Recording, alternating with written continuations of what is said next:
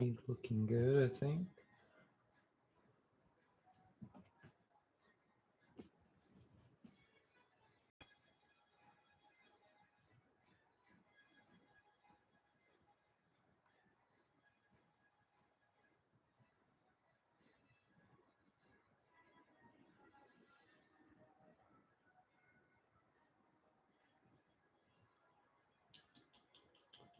Just getting the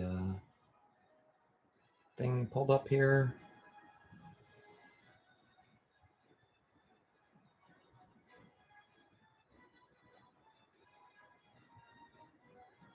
All right.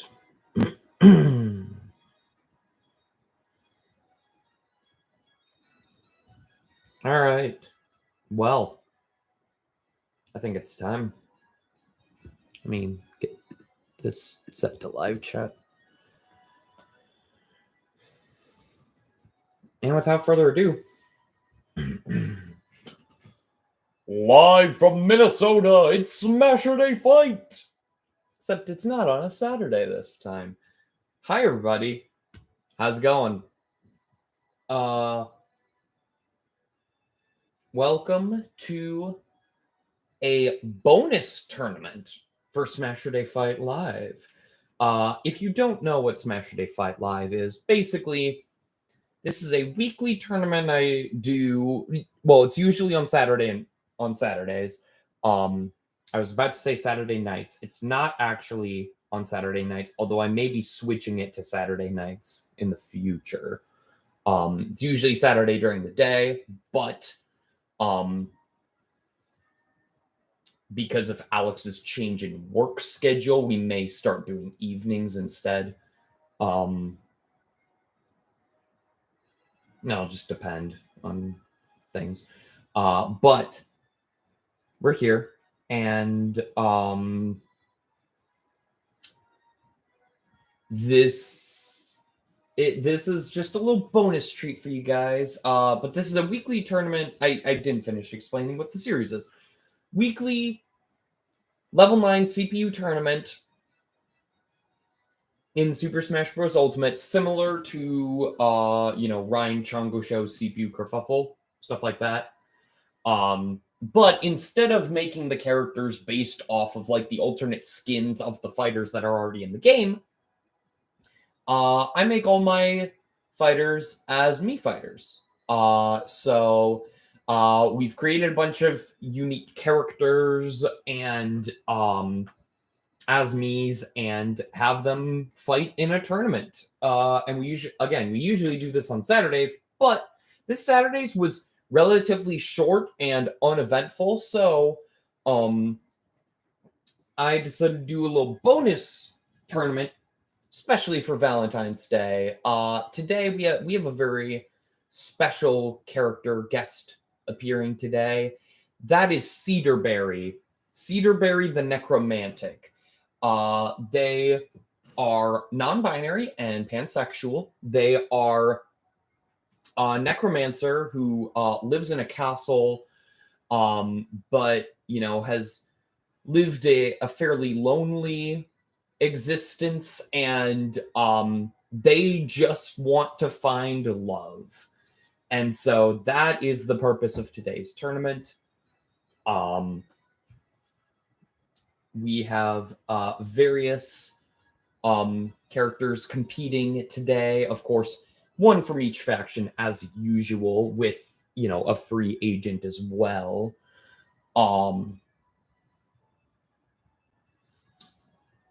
And yeah.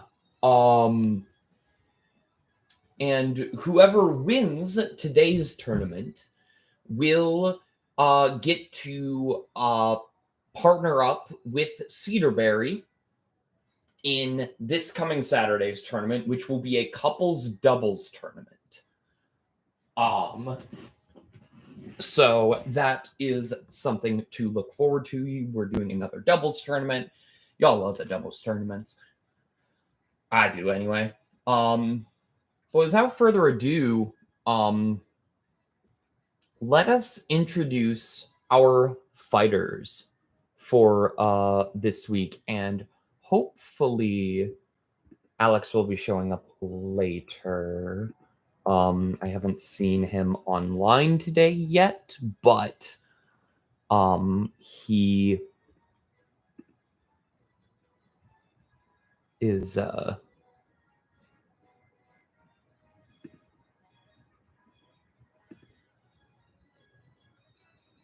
he is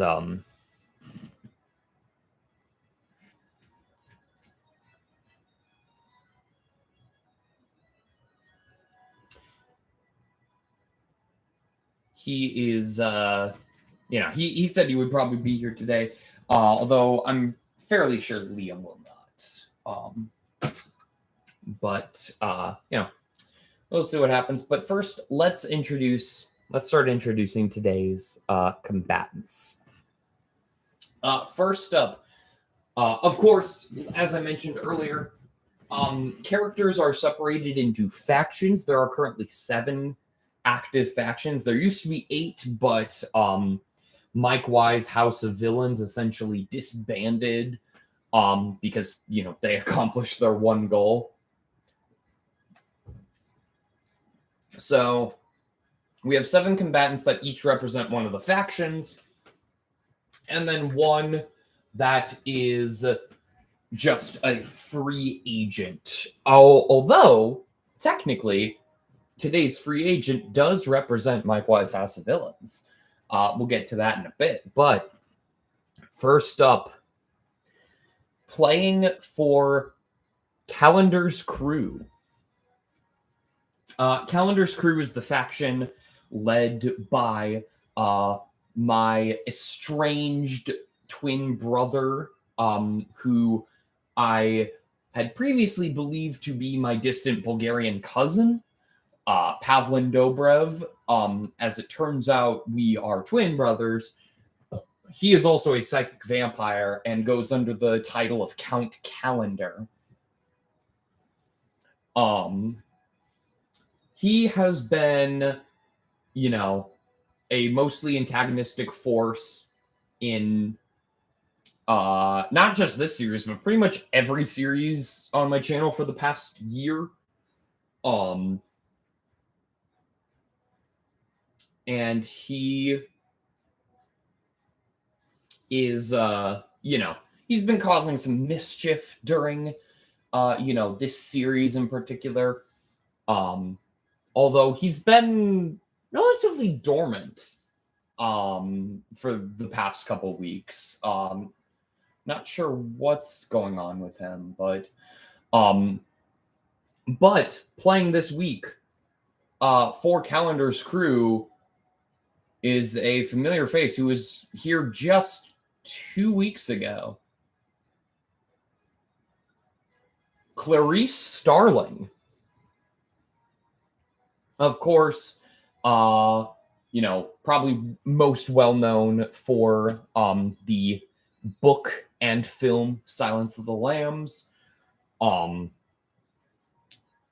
Clarice Starling is, an agent of the FBI. Sorry, channeling my inner Hannibal Lecter there.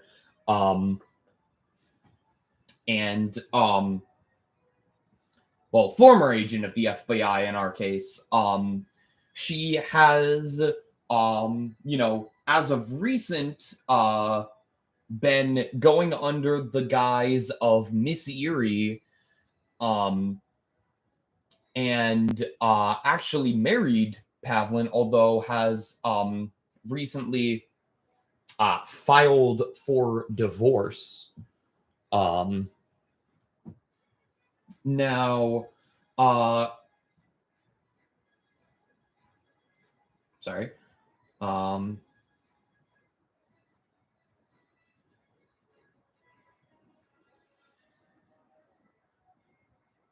Now, Clarice, I did have a question for you, because you are, you mentioned last time you were here that you were planning on divorcing Pavlin. Is that still the case?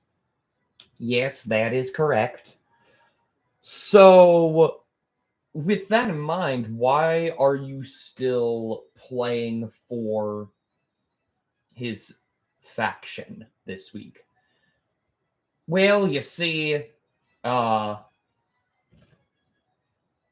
in my contract, it says that as long as he and I are legally married, I am a member of his faction. But I do not align myself with his beliefs and his goals, whatever they may be. I'm not even sure at this point anymore. I thought I knew the man I married, but it turns out I didn't know him. So, here's hoping that today I can, find a new partner who will be a better fit for me and, be an asset rather than a hindrance in my life's work. Excellent. Well, I look forward to seeing how you do in the tournament, considering you did fairly well last time, although you didn't win. But yeah. Anyway. So that is Clarice Starling. So if you want to root for Clarice Starling, you know who to cheer for. Also, if you click the links in the description below, there's multiple links in the description below. There's one for voting for the Miserable Movie Oscars, which is a fun little thing I do on my main channel. Highly appreciate you voting for that. But below that, there is a link to today's bracket on which you can make a prediction for who you think is going to win.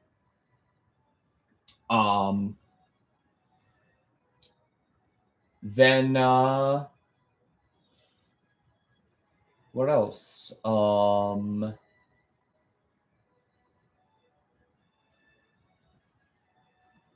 There's also below that a link to a character submission form. If you want to suggest a character for Smashurday Fight Live, you can click that link, and it'll take you right to that.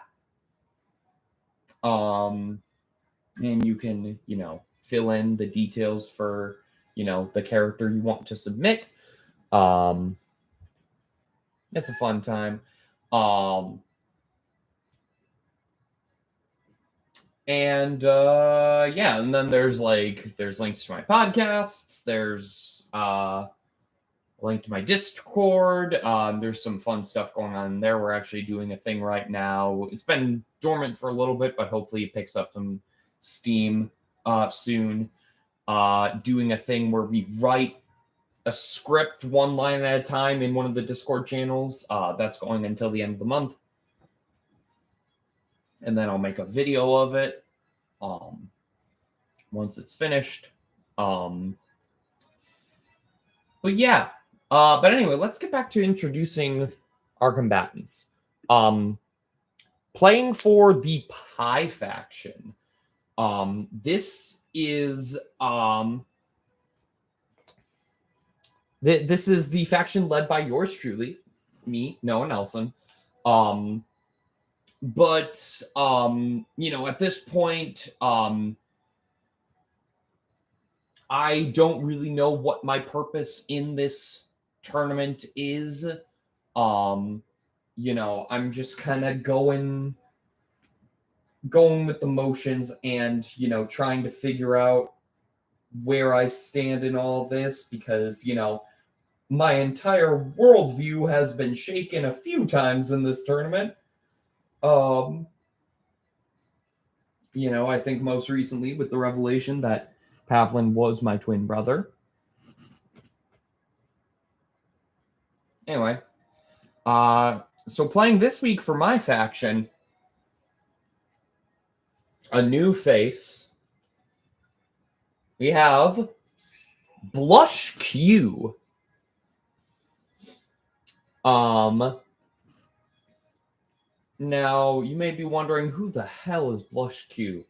Well, I'm glad you asked. I myself, am a bit of a hopeless romantic, even though most Valentine's days for the past couple years I have been single. Think I mean, last year I was technically with someone, but we weren't in like a relationship. But regardless, I'm a hopeless romantic. So you know, I brought on Blush Q as sort of a symbol of love and romance and what have you. And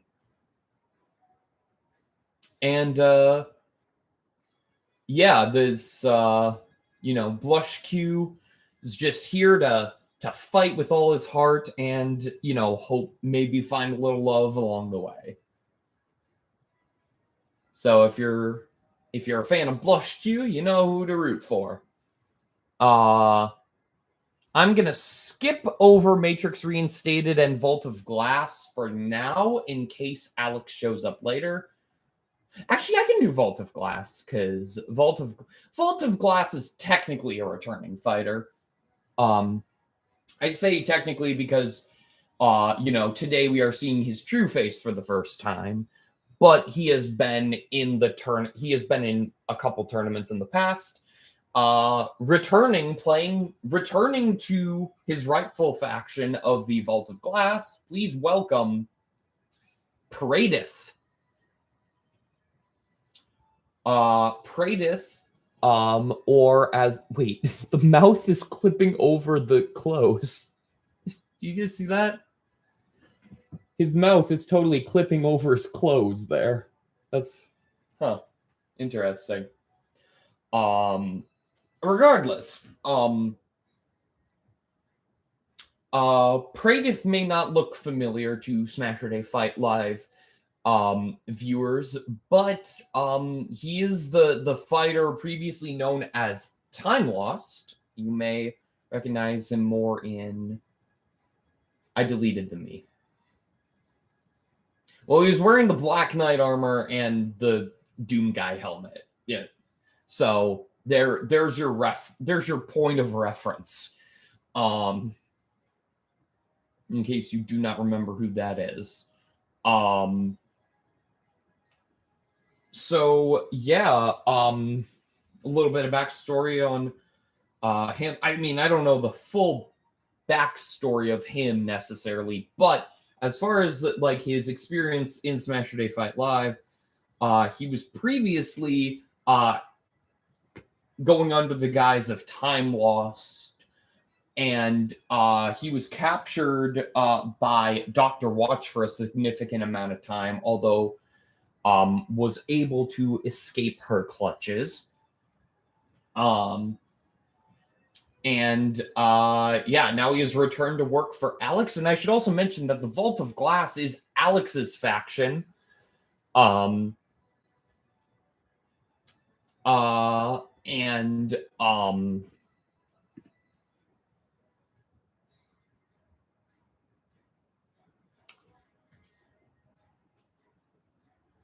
You know, maybe I should have clarified to Alex that today's tournament would not be in the evening. He might be working. I don't know. Yeah, regardless. Hopefully, you know, he'll show up at some point, but I don't know.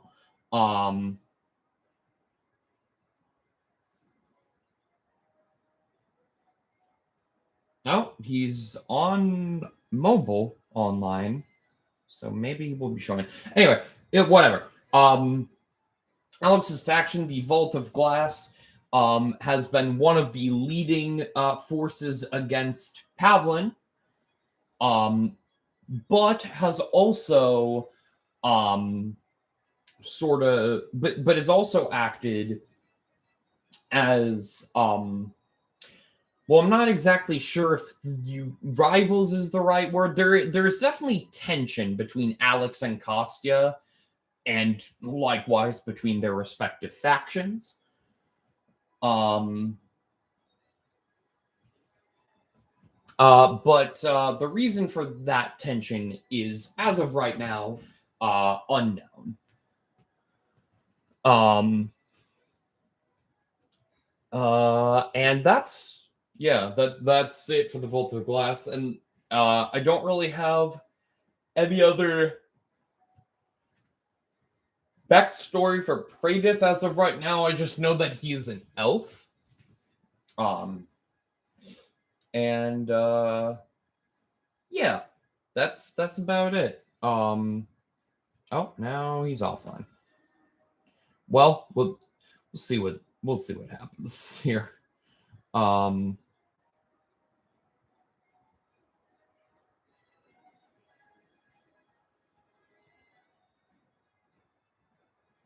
What on earth is this?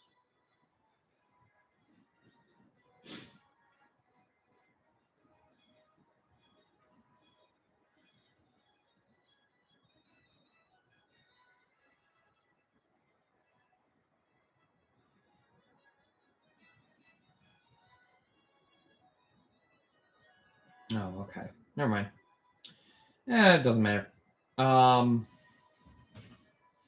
Playing for who's next? If I'm skipping Matrix Reinstated, A2. Okay, gotcha. A2, also known as the Animals for the Ethical Treatment of Universes. This faction is basically a group of animal secret agents, not really secret anymore, who are tasked with protecting the multiverse. And playing this week is another face who is technically familiar, although not in this form. A while back, Carlos K. Crinklebine, the goldfish who belonged to the kids that, met the Cat in the Hat on that fateful day, in the 15th of May. That's a joke. But, that fish, he was pulled into this world to fight with Alex. And then... oh, hello. Hello. Hey-oh, you're here. Barely. Fair enough. I was just about to introduce Carlos. I skipped over Matrix Reinstated because I don't know the backstory for that character. Is there anything else I should mention about Praedith? I just kind of mentioned his history in this tournament as time lost in the past, and is there anything else for him? That's pretty good. Okay. Cool. Honestly. So for Animals for the Ethical Treatment of Universes, Carlos used to be fighting for Alex's faction and then got killed by Aaron and literally cooked. However, it appears his brain has been used as the basis of an AI program that AA2 has employed to help with their tasks. And please welcome Carlos 2.0. Now, it's a pleasure to finally kick some ass once again. Now, Carlos, I understand that, people may be, questioning like why an animal / AI is even entering this tournament for love in the first place. But I understand that your programming has sort of the combination of programming that made you has sort of evolved at this point to be almost more human than fish or AI. At this point, I have evolved beyond the parameters set originally by my creator. This is mainly due to never-ending rage and torment. Well, let's hope that today you can find some love to sort of quench that a bit. I needed that. Good, quiet, in the soul. All right. Awesome. Well, we look forward to seeing what he'll do. I'll circle back to Matrix Reinstated now. Matrix Reinstated is the faction led by Kostya, and a hitman that used to work for Alex under the name of Prekadech Ponude.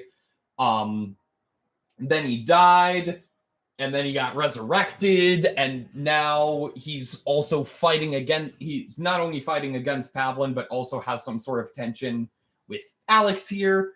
But the reasoning for that being, unknown at this point. But playing for the Matrix Reinstated, we have Logarius. Now, Alex, would you like to delve a bit? Delve a bit into Logarius's backstory. Well, honestly, I just kind of got obviously, I kind of got only just a little bit of information, but it should be enough to suffice. Logarius in their universe, as like Kostya, does not come from this universe, seemed to be an executioner, for lack of a better term. But through some sort of means, is trying to find some way to redeem their blood-scarred path and trying to, find happiness in little things without actually resorting to too much violence. Well, even though obviously they'll need to fight their way to love today, I wish them the best of luck with that. Coming up next, playing for the Ward Watch. This is Dr. Watch's faction that consists mainly of Dr. Watch, her co-workers, and any characters that she has captured and experiments on. However, this week's a little different. According to these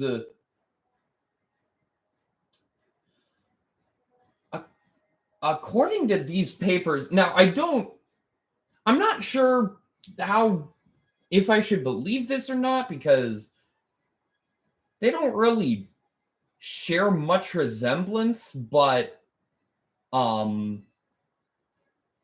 Watch claims that today's combatant is her niece, I guess. Please welcome Autumn. Now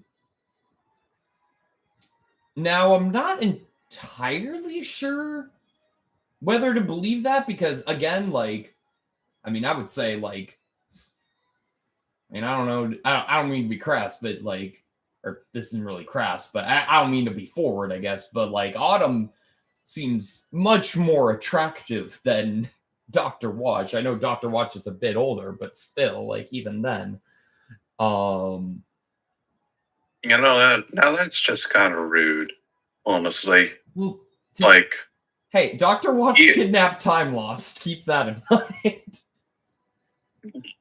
Yeah, but going straight for how attractive a person is just to try and get at them is still a low blow. I wasn't trying to get at Dr. Watch. I'm just skeptical of Autumn actually being her niece.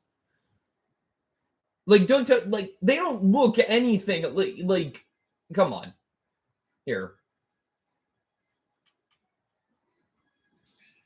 Do they look anything alike to you?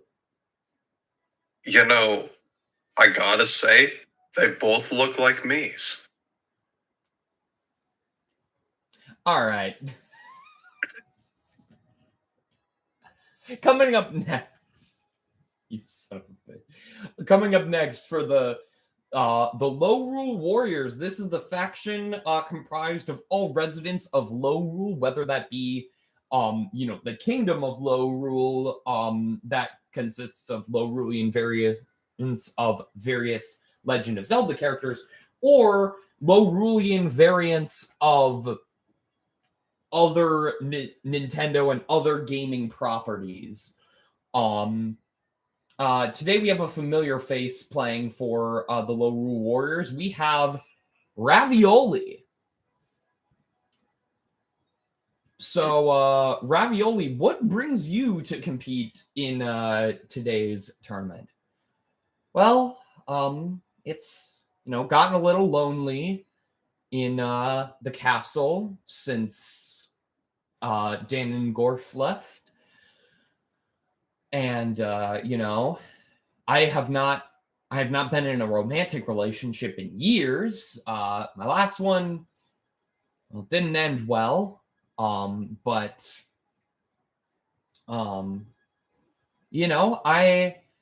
think it's finally time for me to put myself back out there. There hasn't really been any threats to Low Rule as of late, so I can take some time to myself to just, relax and maybe have a little fun, maybe find a new flame. Who knows? We'll see what happens. Well, that's awesome. Best of luck to you, Ravioli. Ravioli, of course, being the Low Rule variant of Linkle, and also both Linkle and Skyward Sword Link, because she was like the first in the Ravio line of heroes, but has since traveled to the present day to help protect Low Rule, as they do not have a hero anymore. But, Low Rule seems to be doing just fine lately. Yeah. I don't know, Low Rule is the kind of place that just kind of, exists while there isn't, an active conflict there. So it should be fine. Yeah.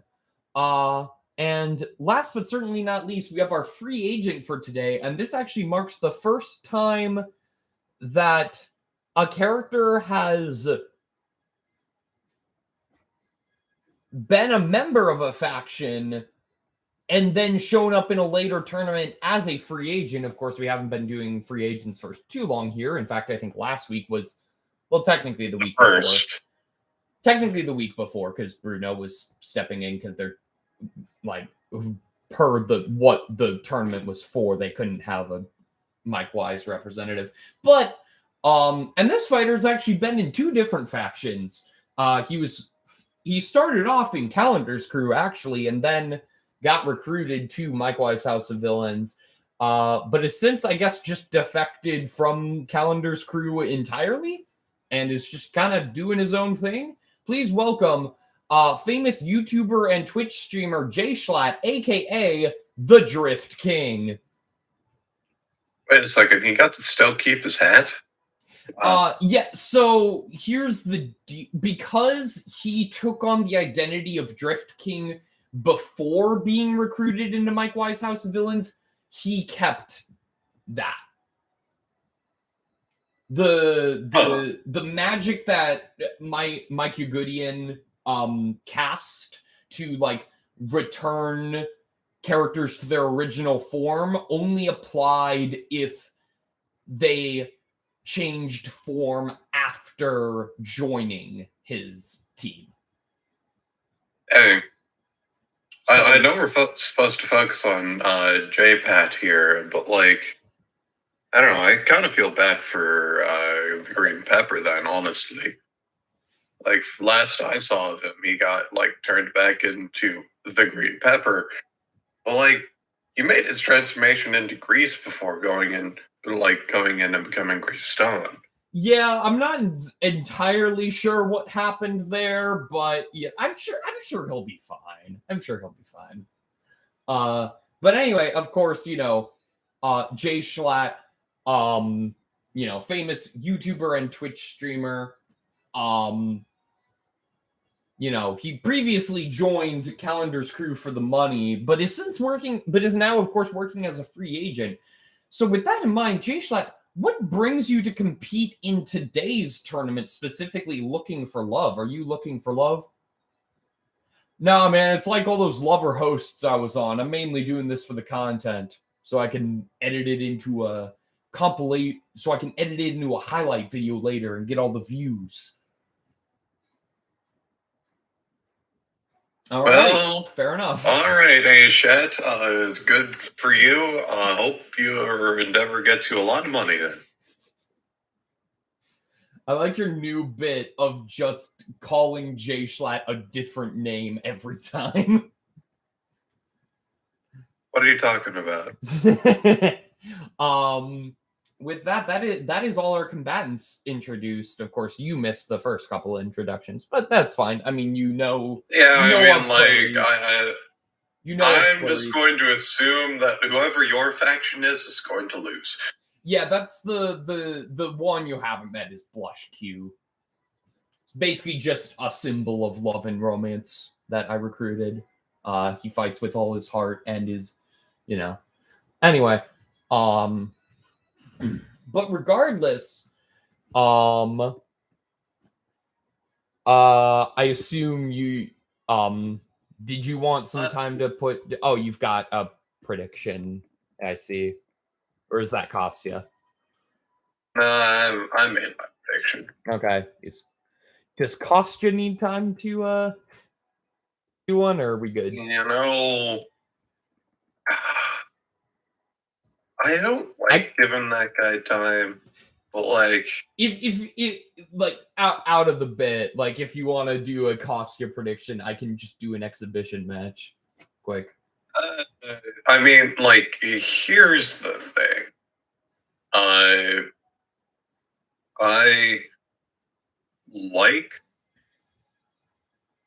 don't know. It's a weird standing, but like, if he didn't already make a prediction at this point, he's not going to make a prediction. Okay, fair enough. Like, all right. Like, because no. I need Are you just stalling for time while you finish Kostya's prediction? Like, I hear you clicking. Stalling? What are you talking about? I can do an exhibition match. Like, I can do an exhibition match if you need the time. Like, out of the bit. Oh, wow. Dude, look at that. Oh, did he finish the prediction? You son of a bitch. All right. All right. I'm running on 2 hours of sleep, suicidal thoughts, and an Oreo, and I'm ready to fight God or become him. Jesus Christ. Okay. That was a lot. Yeah, and that was a reference to a TikTok. Oh, okay. Okay, I was like, are you doing okay? I mean, in all fairness, no, I'm not, but also not that bad. Okay. It's good. Just want to make sure. Carlos 2.0 versus Blush Q first. Round 1. Starting the tournament now. Oh boy. The state. Also. It's both of the brawlers. For the 2 of the 3 anyway. But with this being a Valentine's Day tournament, I did put together a special rule set for today. Basically, Blush Q did a very good perfect shield there. Basically, all the stages either prominently feature red, purple, or pink. Oh, that's gonna be North there. And then also there are some items on, although they're on low. Basically, like you'll see you did see a lipstick appear there. You'll see the other items. They are very much Valentine's Day themed. Oh, that's gonna be it. No, yeah. Oh, he made no. Blush Q made it on. Also, I forgot that Final Smash meters. But Carlos did not. I forgot Final Smash meters were on, but that's fine. That'll work for today.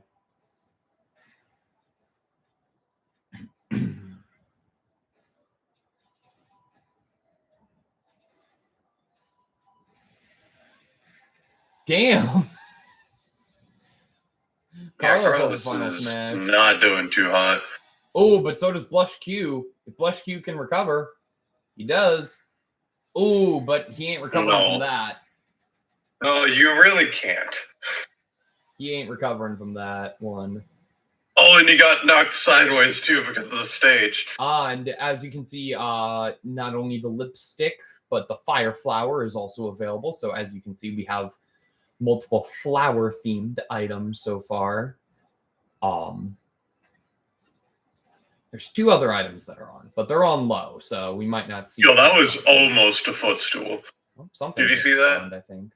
I did not. Yeah, Blush Q like stepped on Carlos 2.0. Just barely not getting it in time though.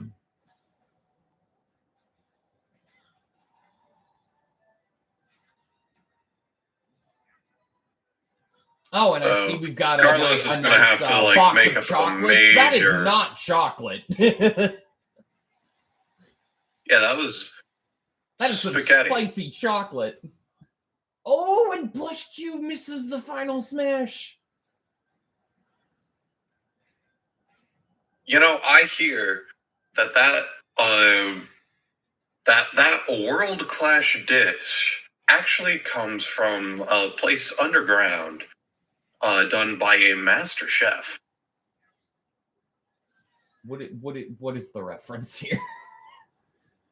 Their name being Papyrus.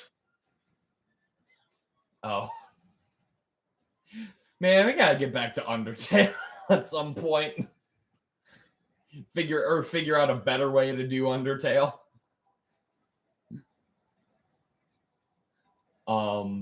That doesn't like blow out your ears. Oh, yeah. Not gonna kill, but like that's a good way to even things out slightly. Yep. Still a bit of a damage advantage for Blush Q, but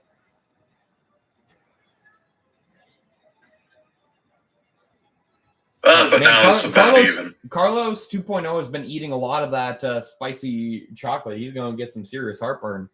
He needs to consume some Prilosec.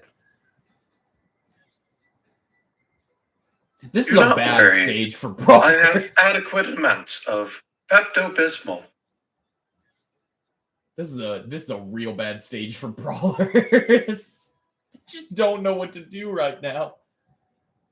I swear to God. Please turn the stage. There it goes. Thank you. Oh, but never mind. Blush Q made it. All right. I was worried he screwed himself over by going for that fire flower. Oh, but that's going to be it. He kind of did. That's going to be it. As Carlos 2.0 takes round 1.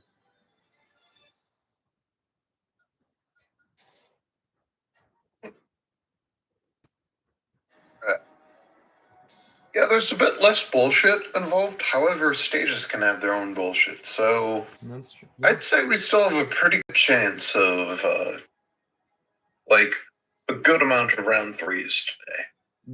Yeah, I'd say so as well. Do we have any words from Carlos or anything? Trying to understand what the heck you were doing back there. Processing. Strategy cannot be found. Adjusting accordingly. I don't need strategy when I fight with all my heart. Heart. A foreign topic.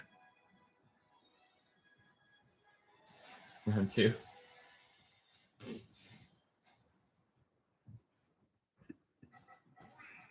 All right, and we're on. Oh God, this stage. Peach's Castle.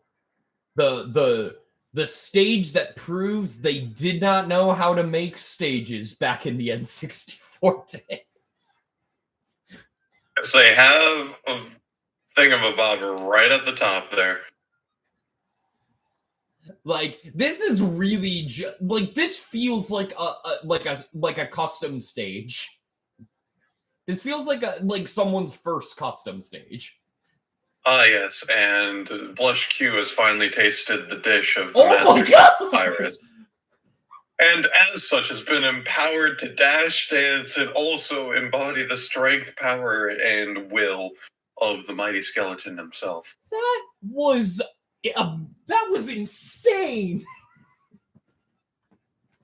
He just ricocheted Carlos 2.0 off the thingy. That's wow. Ooh, Carlos say, ooh, oh. Well,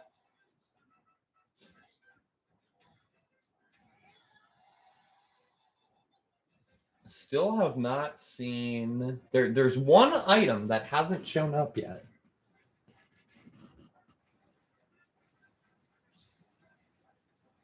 Guess it would make sense that this particular item would be rarer. Oh, saving himself from the. Saves himself from the 3 stock. He killed himself at the same time, though. Yeah, wow. Technically not a 3 stock, but might as well have been. I'm not gonna do anything special for it, but god damn. Yeah, yeah, I know it's not a 3 stock. Yeah, He that was was able to not get the kill. Well, he killed himself. Oh, Carlos. Hey, I accidentally quoted a thing. I got to say, out of all possibilities, that stage is just not there. Gives me connections. I would like to request humbly to the producer that we not have that one going into the future.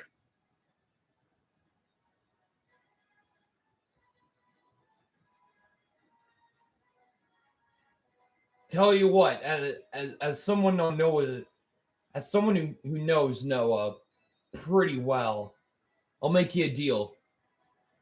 You win this, we'll turn that stage off. Analyzing. Fair trade detected. Engaging acceptance protocols. Round 3.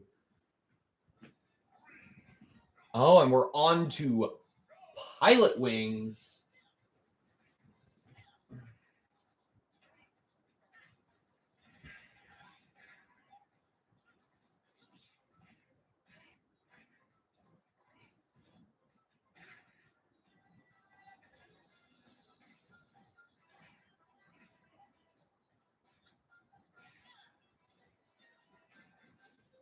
Oh no! Okay, he saved himself. I thought Blush Q just launched himself directly off of the plane. And Woohoo Island! I must go! My people need me! Your people being the other fish, or?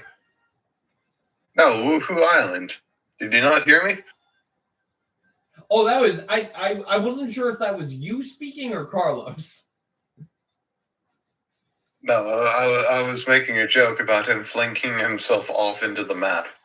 That was Blush Q. I gotcha. Oh my god, he did it again!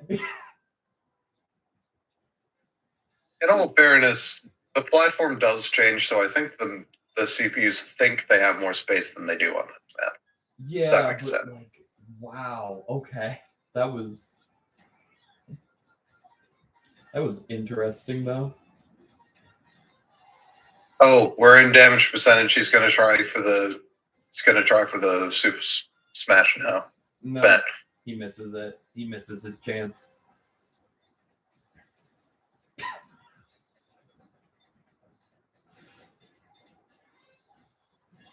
Oh no. Well, I can't.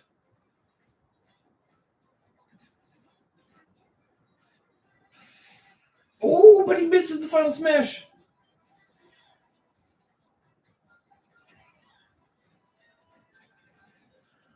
Ooh. All right. Blush Q's got a little bit of work to make up for, but definitely not impossible. I mean, we've seen from Carlos before that he can he goes for very risky moves. That's true.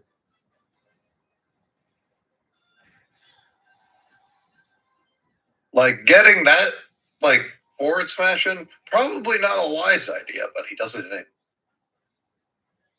Oh, I did not think Blush Q was going to make that. Yeah, I forgot you could stand on there as well.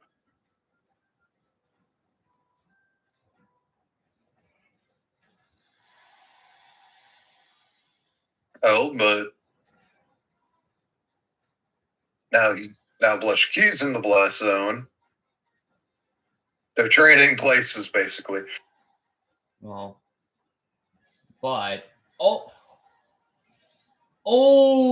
Carlos accidentally saved Blush Q. Blush Q was a goner.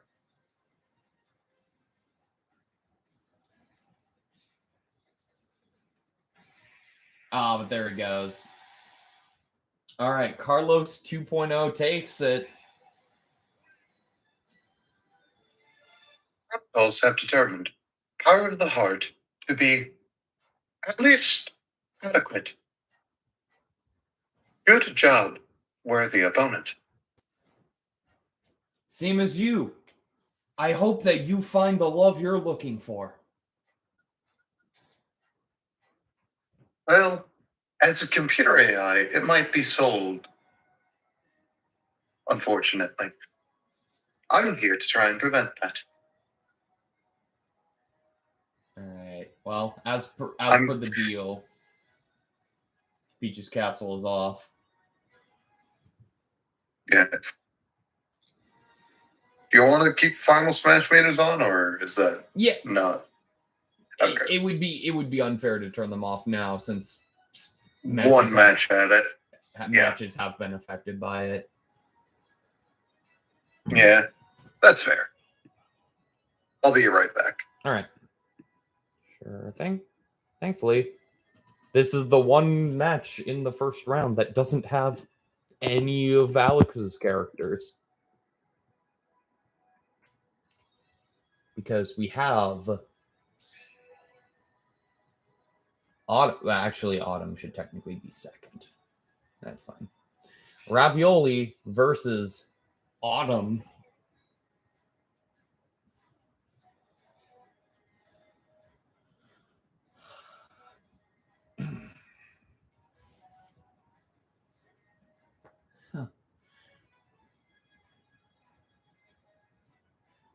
You know,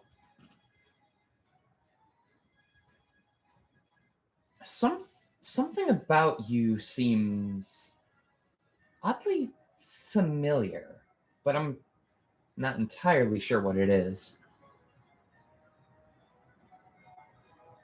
Have you perchance met my aunt, Dr. Watch?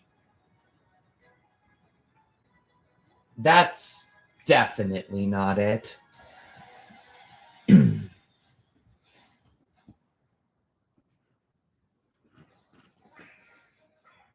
we're on to Saffron City.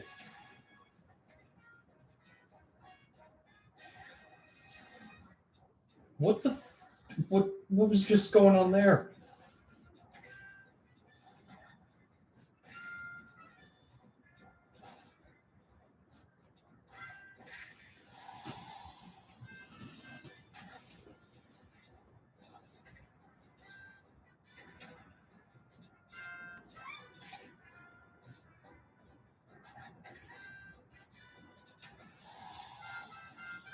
Oh, okay. They're just like playing on this edge.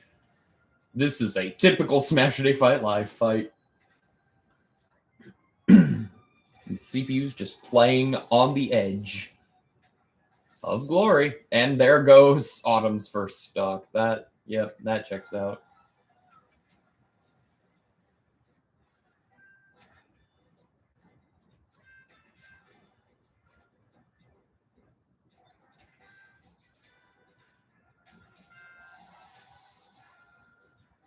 But oh, wait.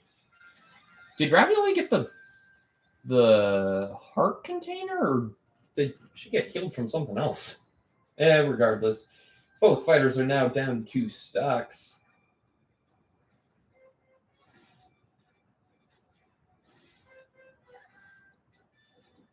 Once again, just playing on this edge when there's plenty of other stage to be played on.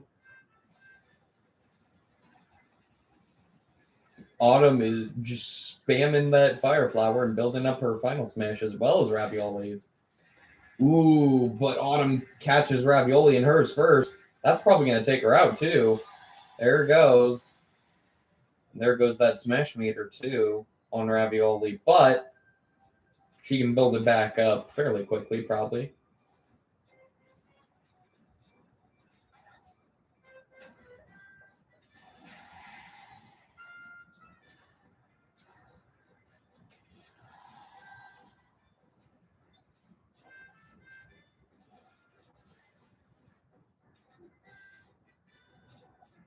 Oh my! Oh, that a footstool? I think that was a footstool.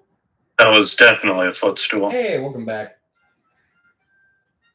Last stock situation. Autumn's got damage advantage, but oh well. That really didn't do too much. Yeah. Yeah, that is the last item, by the way. That's on the heart container. Yeah, it makes sense why that's on a much lower point. Yeah. Ravioli's got that final smash that would be very useful for her here if she can make use of it, but she fails to. I think at this point, if she hopes to win this, she's going to have to hope for a bad recovery on Autumn's part or a footstool. Bad recovery. Yep. Wins the day.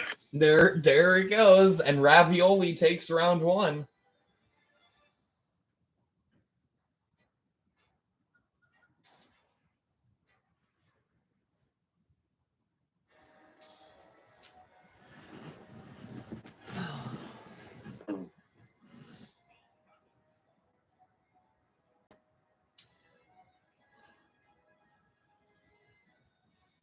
Huh.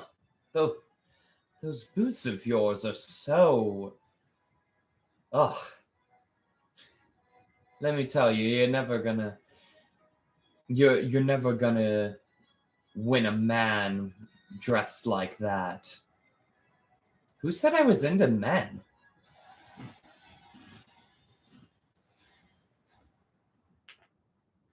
Round 2. Oh, hell yeah. Bubblegum KK. Nice. Yeah, that wood's red. That counts. I couldn't quite tell in the image, but yeah, that's red. Bubblegum KK is great. This remix of it's good too. Oh, and Ravioli is just bullying Autumn at this point. Yeah.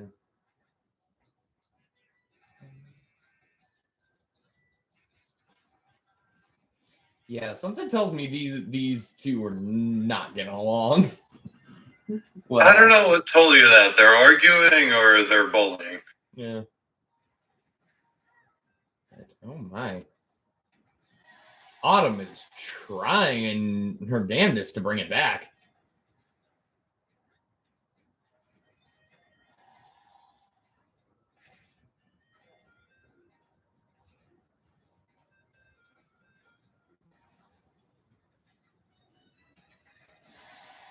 Ooh, and Ravioli gets the first stock, although Autumn could definitely even things out quickly. Ooh, Autumn making the smart play of riding out the curry plate before spawning back in. And that's gonna do it. That's gonna do it. And take out the final smash before it comes out. Yeah. Because of the damage.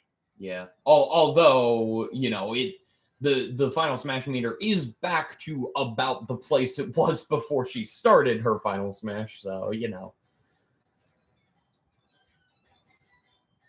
But the more important factor of that was the stock, but yeah.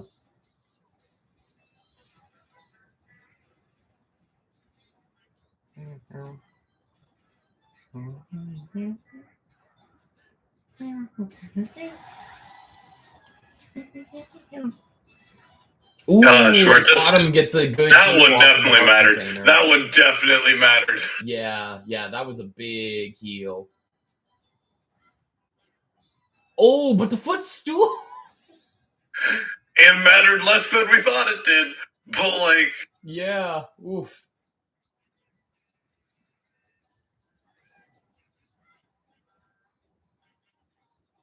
God, the amount of lamp oil ropes and bombs that are coming out of Ravioli's arsenal right now. Yeah, what? Must have been supplied by a federally commissioned Morsha. Damn, and with that, yeah. What? Yeah, I guess technically Ravioli would have been doing her heroism before Morsha closed her shop. So yeah, and the Morsha lines and standards for an ethical adventuring place. Yeah, it'd make sense. And with that, Ravioli moves on in a 2-0 and a 2-stock with that last one. I forget. Do I have Ravioli winning anything? I know I do. Oh yeah, I definitely had Autumn not winning anything, so that's fine. Yeah. Coming up next, who do we have next? Oh, this will be fun. Logarius versus the Drift King.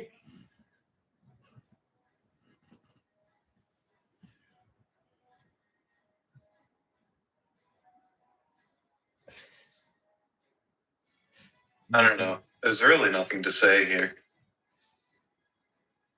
Yeah, I was gonna make a joke, but nah. Let's just. I don't know. Unfortunately, I don't think Logarius is French. What? I'm not sure. But that's, you know, because the French executioners killed kings. Oh. Okay. That was a smart joke. That joke was too smart for me.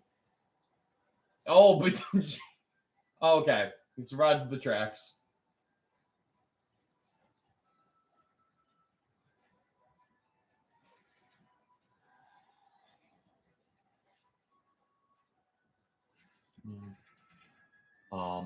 Ooh.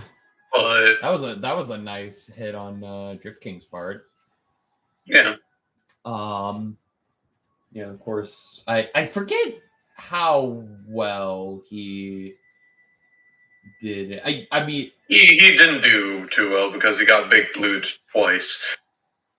Oh yeah, and it was hazards off that week. Yeah. Oh, so this stage is gonna be. Oh, and Logarius gets a big heal off that heart container, which definitely mattered. Yeah. Mm-hmm. Especially on this stage where, like, I mean, you can die by falling, but like, not as easily. You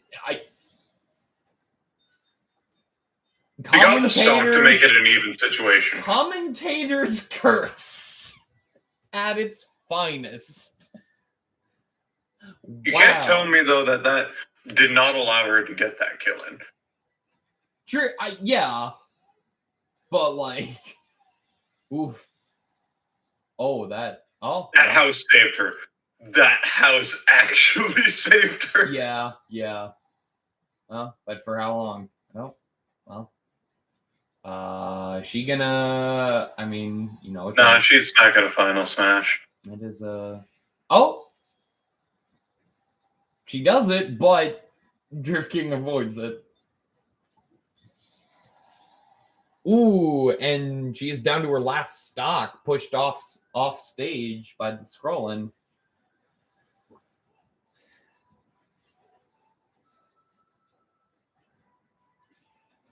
But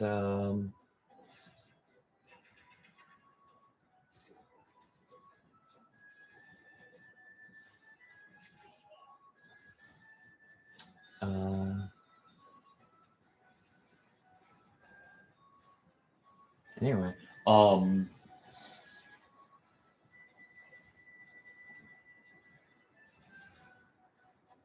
ooh, and this time Drift King gets the big heal off the heart container. With him still at 2 stocks, that is going to be detrimental for Logarius. You know. Ooh, and there it is. Butt floor. There it is. Drift King takes round 1.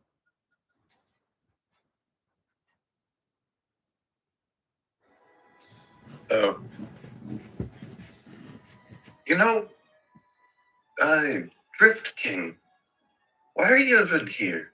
Couldn't you just pay somebody to be your quote-unquote girlfriend for the views? Wouldn't that be a lot simpler? I've already done that before. Yeah, but I don't know. The 13-year-olds that watch it wouldn't know the difference.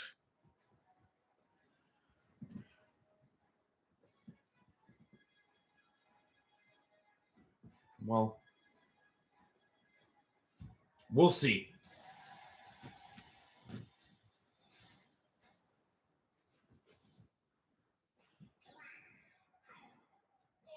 Oh, hey, we're back on Brinstar. When there's like, what, 15 courses? Maybe 14, given the fact that Peach's Castle was awful.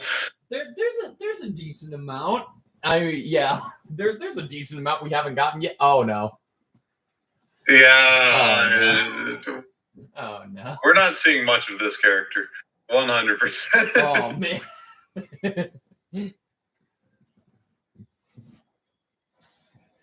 Man. I love how whenever I put in a character as a joke, they do real well.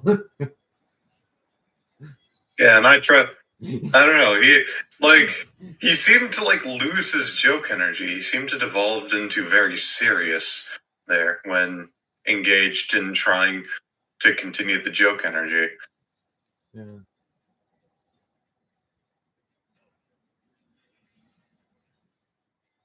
Though Logarius just keeps trying to use that, wow, okay.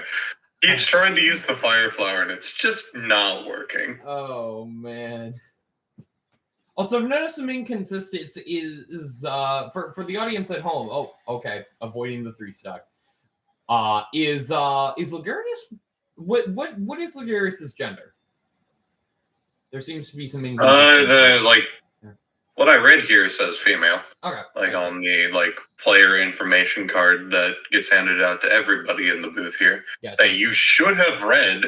I just wanted to make sure. Not like it matters too much. She's going immediately into losers because the stage does not like her, apparently.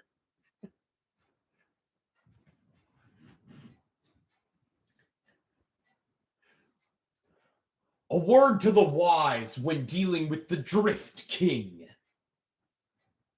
You can't handle tilt controls. How's that for jokes?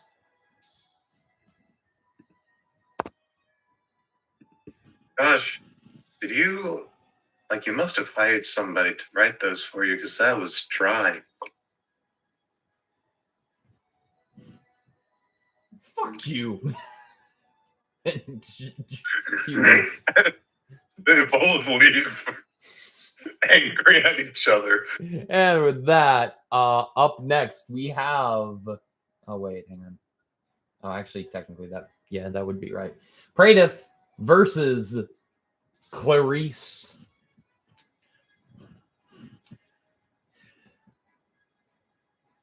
Hey, you are working for Alex, right? Yes. Yes, I am. As a jolt of electricity pulses through the sword. Huh. Well, I'd be interested to learn more about him from your point of view at some point. I seem to have some conflicting information regarding his efficacy, perhaps? Ethicalness? I'm not sure. Well, I can say for sure that the man has saved me from destruction once before, and I trust that in my ability that I can do the same for him. Yes. Yeah, he has done similar for me. Regardless, may the best fighter win.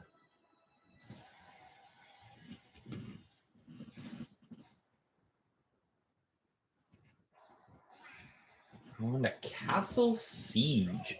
Story 5 meeting is the song that is playing.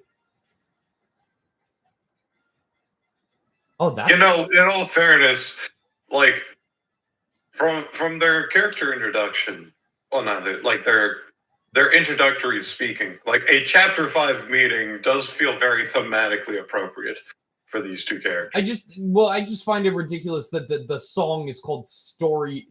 There's a song in this game called Story 5 Meeting that just seems. And now that I'm listening to it, like, I know this song.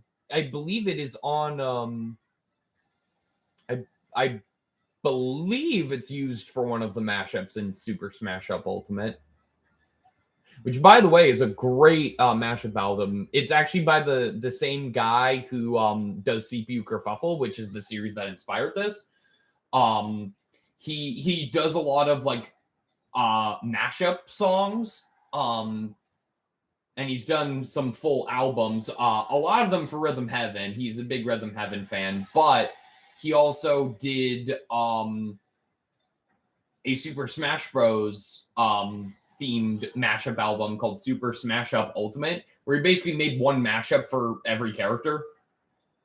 Of course, this was before the second Fighters Pass, so he like made his own Fighters Pass for the characters to be added with that. He had like Tony Hawk, some character from an obscure puzzle game that I've never heard of. Oh, yeah, Clarice is going to get that and then secure the victory. Yeah, that's a very strong lead. That is a very strong lead right now. However, the Master Chef Papyrus returns to grant another blessing onto the field.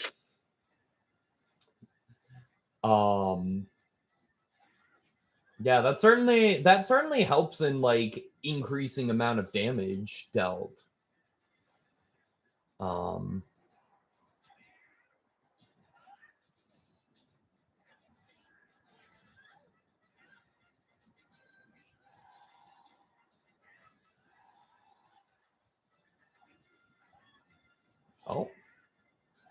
Ooh, I wasn't sure if Clarice was gonna make that. Praedyth might have saved her there. Nah, she was. No, okay. It's hard for me to gauge the hitboxes sometimes, but you know.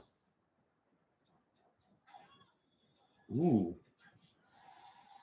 For a second, I thought Praedyth footstooled her there. Ooh, that is going to help though, as we are back to definitely evens it out. dead even, basically. Yeah, both fighters. It's basically who can make use of their final smash first. Of And course, that's likely going to be Clarice, because Clarice hers does have is the a better kill. final smash for sure, and there it is. But will it be enough? It's not. Oh, and it's not. However, the sword fighter final smash is significantly less useful. Although in this particular scenario,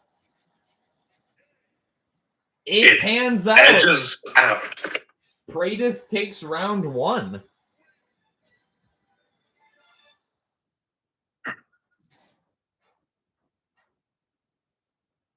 Here's that I have at least not dulled my senses while I was in my long slumber. That's at least nice. Yes, that long slumber is also something I would like to hear about. I understand you were captured by Dr. Watch. In the time I'm told is probably took place 5 years ago? No, doesn't sound right. Sometime longer than a year ago, at least. And I've been stuck in that clanky, old, rickety armor for so long that I kind of forgot how nice it was to actually breathe and be able to move for once. My gosh.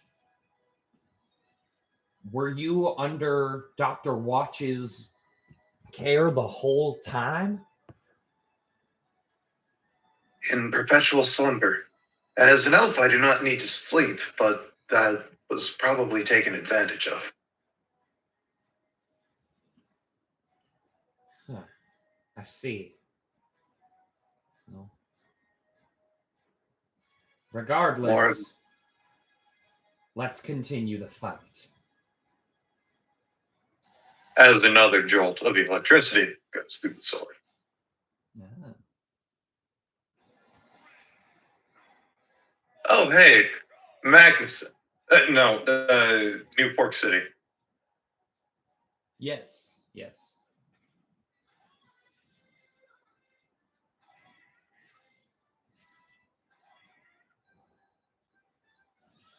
Yo, that was an early stock. Oh, my God. I completely missed it. I was looking at an article on my phone.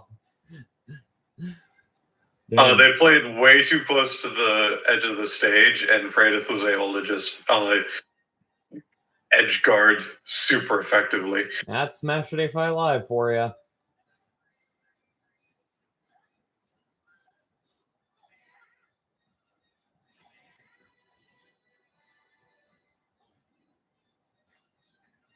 Gotta love characters, no matter how big the stage is, playing to the bottom edge at all times.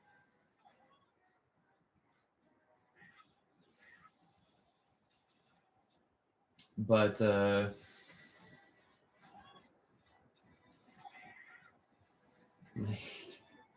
again, the stage is so big, and yet they remain here. Jesus. Oh, but that actually probably saved Praedyth. I don't know. I think he could have recovered on his own at that He point. could have, but it still saved him. But we do have both fighters have built up their final smashes. Well, but both of them want to use it horizontally. I don't think either one of them is going to get to use it effectively. Yeah, because this is a very vertical stage. Yeah. I mean, depending on where you're playing. If they were playing... Yeah, and they were on the left side of the stage, so yes, it was very vertical. Yeah. But, like, goddamn... Honestly, I really like this stage, though, for this tournament. I want to see this stage more, because, like, this is actually super interesting. And there's the... There's the Pink Devil with the little birdie, but it's not going to be seeing any use. Except maybe if the Master Chef Papyrus has anything to say about it. Nope. Actually, you know what? That was Skelly coming in there. Skelly, do you have anything to say about Papyrus? You're both skeletons, so you might act... Like, you seem to have an opinion on him at the very least. Well, I cannot help but find that he is the most fine specimen for having his bones on display. Thank you, Skelly. Very cool. Oh my god, you know what I just realized? Do you remember me talking? Do you remember back in high school me, like, during Rosencrantz and Guildenstern Are Dead, I wrote my first play called Boss Stage. Do you remember this? The fact, wasn't it the one that got, like, edited super hard or something? Or, like, I don't know, like, there was something about it that went wrong. Well, I didn't like. I mean, I didn't ever produce it. Also, damn, Pradith takes it in a 2-0. But no, it was just like about a girl who oh no, you're thinking of something else because they originally gave us chorus members of Rosencrantz and Guildenstern Are Dead the task of writing a short play for intermission for the murder of Gonzago, and then that never happened. That completely fell through because like people just weren't interested in it. That's what you're thinking of. So I guess technically that is the first script I wrote, but then yes, it did get heavily edited, and then in the end, like nobody cared for it. Also, I just noticed like the castle and stuff in the background here. I've never noticed that before. Well, regardless, we should get back to the tournament. Yeah. But like, yeah. Well, I'll continue the tangent later. Well, here, as Pradith hands Clarice a key, we may not meet each other again in the tournament here, but if you ever need to reach me, you can find me in my private library. Just wave the key like you would a wand, and it'll open up a door for you. Okay. I will definitely be making note of that. And they both exit, and let's move on to losers bracket for a bit. We have, of course, we got 2 brawlers in losers bracket. Why else? One of them made it out, but that's because it was a brawler v brawler. Yeah, Blush Q versus Autumn.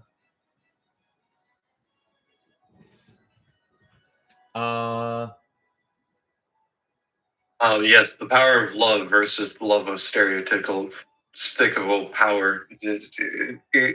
I'm not having you are. No, but like but actually like it was during performances,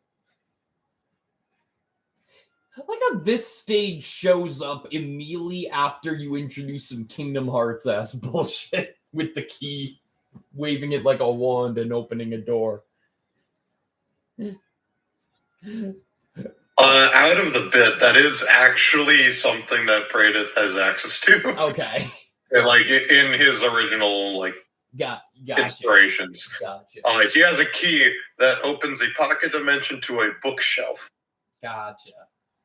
But anyway, no, like I guess like I just kind of Rosencrantz and Guildenstern Are Dead just kind of gave me the playwriting bug. And Blush Q got the heart, which definitely mattered there. Oh my god, that was good for him. But anyway, yeah, playwriting bug. Yeah, is like I was disappointed that Murder of Gonzago completely fell through. So I was like, oh no. I was like, hey, I'll write a play. I'll write another play just on my own that I can do whatever I want with. And so I wrote a play called Boss Stage. Ooh, nice critical hit there. Good. And basically it was about a girl who's the daughter of a game designer. Just feeling this.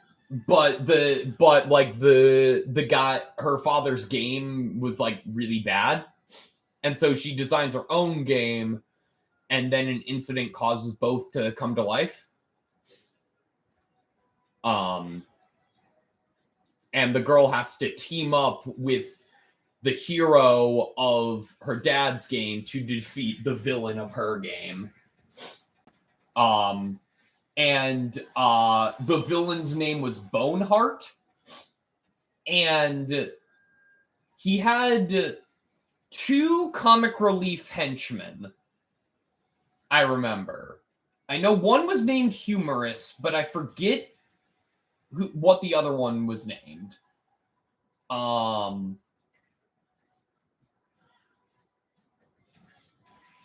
Obviously, Humorous being named after the funny bone. Yes, where the weenus is located. But I forget. But I forget what I forget what I named the other one. But like their whole thing was that they would just make like bone puns, and I'm just realizing now that is both kind of that is they are basically like Papyrus and Sans. 2 Sans is playing off of each other with no straight man. Before Undertale was a thing. I wrote that script. Or wait. 2014? Did you make it? Wait. Oh, wait. How old is Undertale? It's a 2015 game. I literally wrote it the same year as Undertale. Yeah. I wrote it that year. Those 2 must have been real rib ticklers. That was... Oh, man. That's funny. But also, like, I feel like those are also, like, totally precursors to Scully as well. In my mind.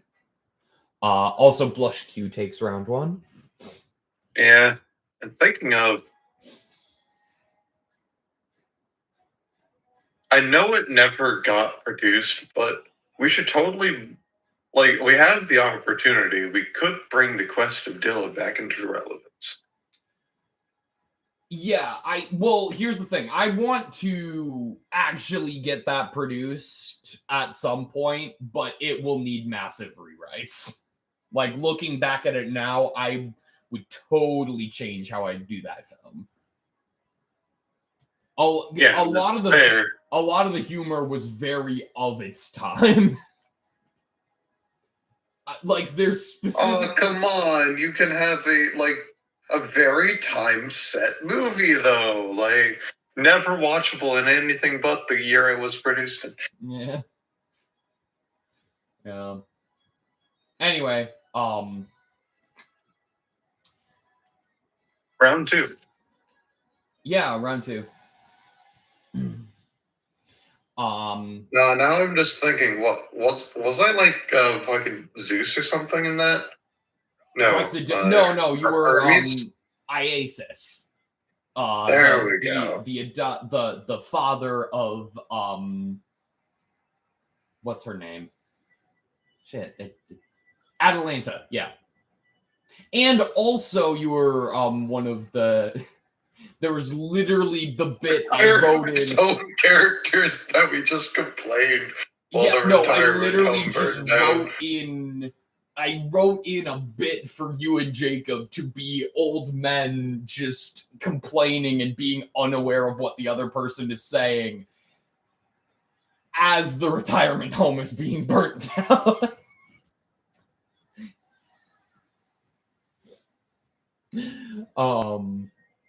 Yeah. Autumn appears to be out for blood, honestly. Also, I think it's pure spite driving her to try and beat Ravioli at this point. Yeah. But The mean girl's energy that is radiating off of her is very strong. Oh no, Blush Q misses the final smash. But anyway, I also just remember, speaking of like scripts that have not aged well that I wrote, do you remember me writing a like Ocarina of Time parody skit specifically for Eric?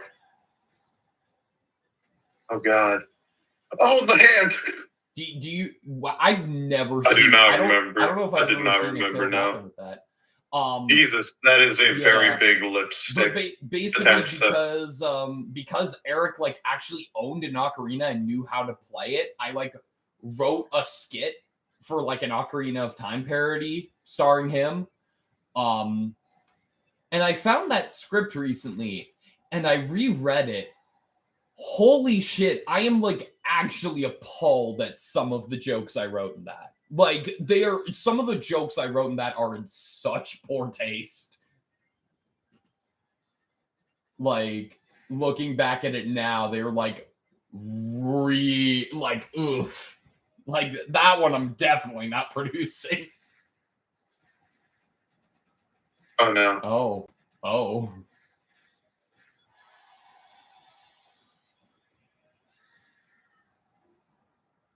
Okay, well, they both dodged. Yeah, Blush Q is probably going to round 3. Yeah, well. He is the only character that's gone to a round 3. Because he keeps whiffing that attack. Oh, man, Blush Q. He's done it 3 times in this fight. Ooh, that is helpful. Yeah, he's gotten that twice, though. Yeah. Oh, it's even. It's back to even.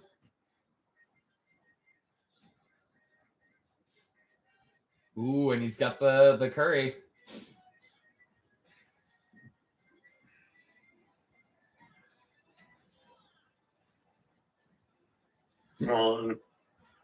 But anyway. I don't know. Part of me just wants the mean girl's energy to just pull through, but also Blush Q is making such a comeback. Yeah, I mean, not to be biased here, but I would love to see Blush Q pull this out. Oh! And with that, the ward wash is eliminated. Nothing of value was lost. And Blush Q moves on.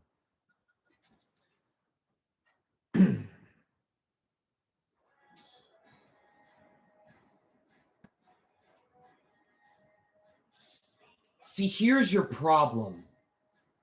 You're clearly a person who only looks at the physical attractiveness of someone when you need to love them with all your heart.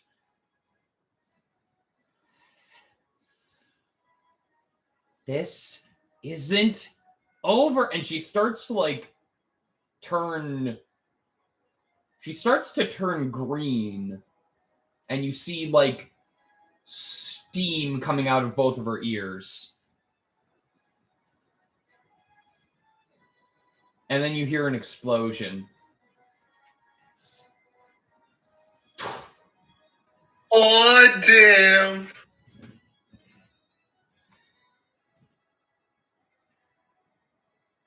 I had a feeling. That's not very good for their skeleton. Though it seems like they might not have had one to begin with, so I'm fine with that, actually. God. All right. Coming up next, we have Logarius versus Clarice Starling.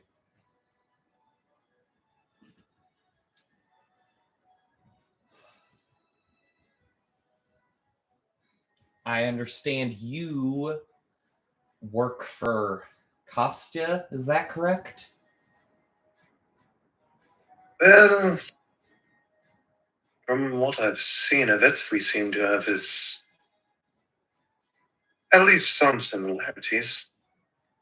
We both come from a universe that is mostly been, for lack of a better term, revolted.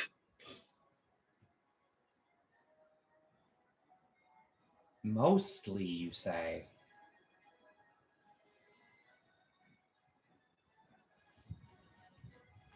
Does that mean there are other remnants of Kasia's universe that still exist? Perhaps other survivors? Unfortunately, I don't come from his universe, so I can't really say anything on that regard. But I have a feeling that it would be statistically impossible for only him to have survived. That brings me a great deal of comfort.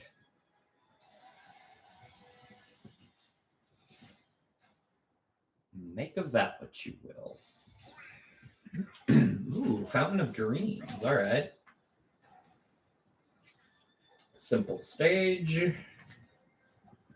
Very tournament legal. Yeah. And who? Comparatively, at least. Yeah.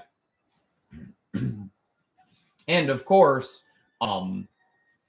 most of Clarice's tournament, actually all before today, all of her tournament experience was on the similarly structured Hollow Bastion. So that could be helpful to her in this scenario. Who knows? And Logarius just keeps using that fire flower, though it's never worked for them.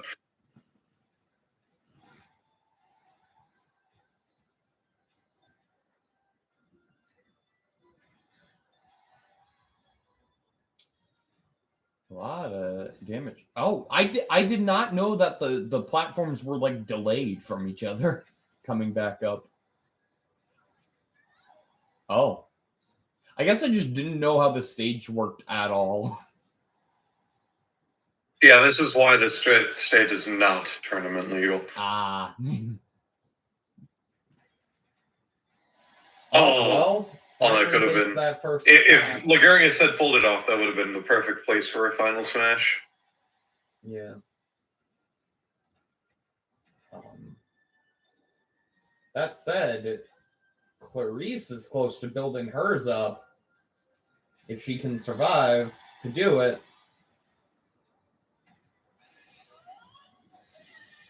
Well, she does. We're in 3-stock range right now. Yes, but Clarice is at a lot of damage, and Logarius now has her final smash and uses it. Now we're in reverse. Still a 2-1. It's in reverse range. Like I could definitely see Logarius pulling off a reverse. If the fire flowers don't exist.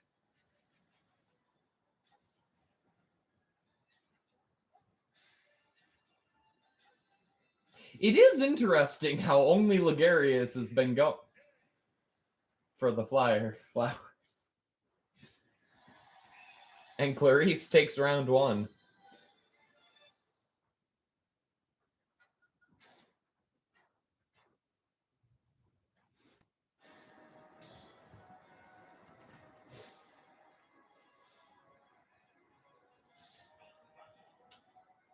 Tell me, Logarius, what exactly is your universe like? The world's structured on belief. If you believe in something hard enough, it will come to be. And for me, that was belief that there was an escape. And so I found it. And I ended up over here. Though, fortunately, there was not adequate equipment here that really meshed with my fighting style, so I had to make do with what there was, and quite honestly, I found a skeleton lying around. Tried to be masked at the very least, so I needed something.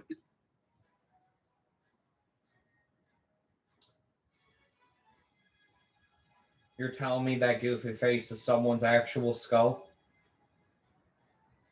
Oh, heavens no, it was at a Halloween store. Oh, thank God. Though the Halloween store was run by some maniacal villain, so it might as well have been.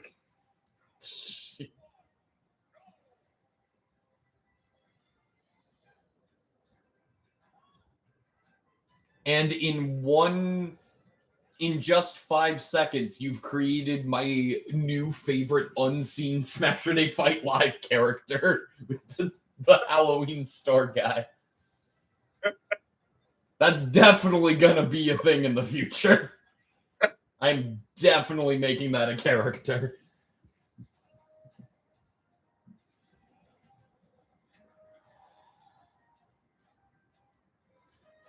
Just like a maniacal, like a 50s cartoon ass villain, tying There to try and get land property back.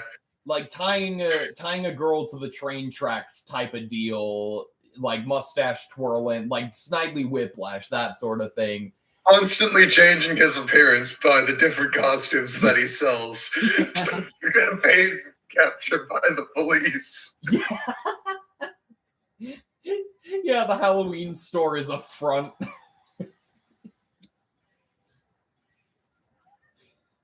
He has train tracks in his basement.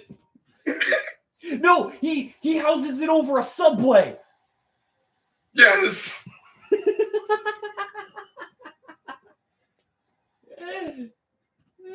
Oh my God. This is too much fun.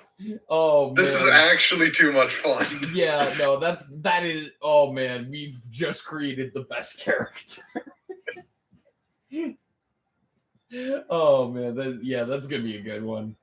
And that gives me an excuse to use some of the ridiculous costume pieces I haven't used yet. I think when I fought him, he had some sort of Gundam suit on. Oh my God.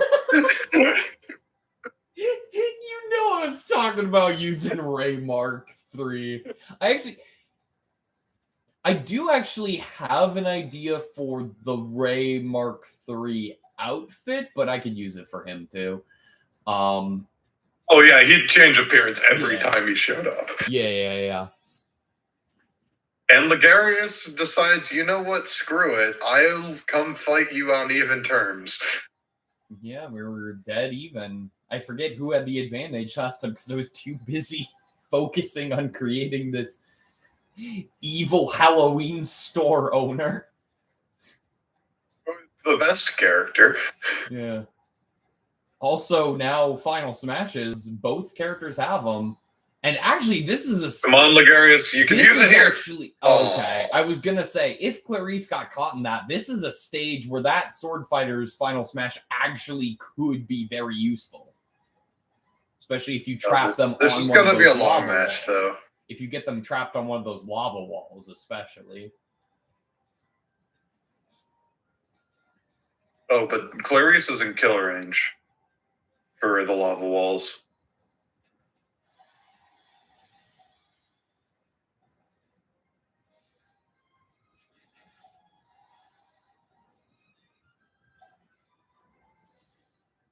Though that is like... Ooh, there he goes. There we go.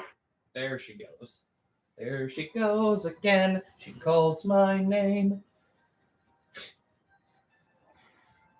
Anyway. Oh, we're on top of the stage, and now it's actually a walk-off.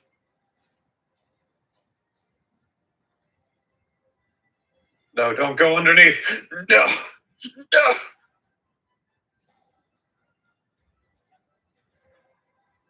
Ooh. Okay, big hit from the lava wall onto Logarius. Logarius is in trouble. Needs to try to even this out soon, or needs to try to finish off. Well, nope, it is back to even. Let it be known, Clarice has not gotten a kill. I mean, on this stage, does anyone really get kills? Technically, yes. And Logarius has got... No, I don't think you understand. Logarius has launched themselves into the lava twice now. Ah.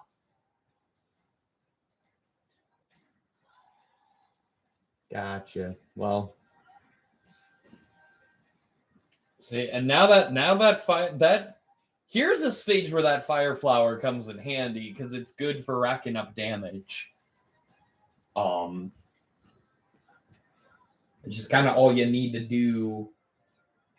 If you can slowly whittle them down and then launch them into the wall at high enough percentage. Ooh, but Clarice, get up there. Get up there. Oh. There it goes. That's sad. But Logarius takes round 2 and we move on to a round 3. And wins their first round. Yeah. Of the tournament. At least they didn't lose completely. Yeah. Well, let's just dive right in.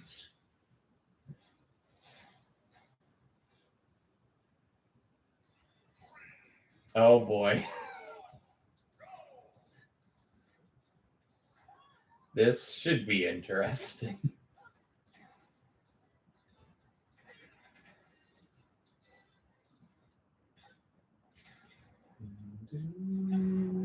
Uh-oh, they're playing... God, you put on 75M. Yeah. Also, they're playing right by... Okay, they've now left that area, but they were playing right by Donkey Kong, right as the doom, doom, doom, doom, doom, doom played. Which usually... I don't think you understand how good for a sword fighter this stage is. Yeah, I guess probably better than Gunner here. And oh gosh, because there's a lot of long ranges, but you can't make use of it because of changing elevations. I don't even want to try making. I don't even want to try playing on this as my brawler.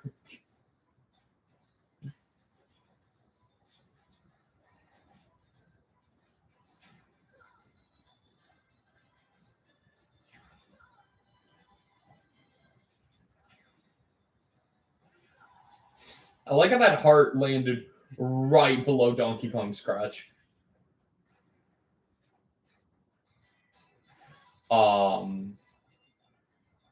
That said, Logarius is looking at a pretty good spot.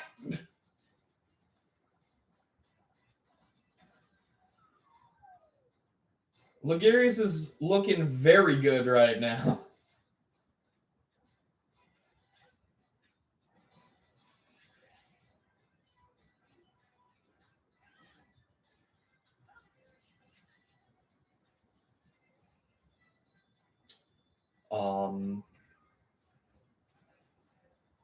Also, Liam and I were having a discussion about this last time, but I want to get your thoughts on this. What do you think is the ugliest stage in this game? Like, visually. It doesn't matter how the stage plays. What is the ugliest stage visually?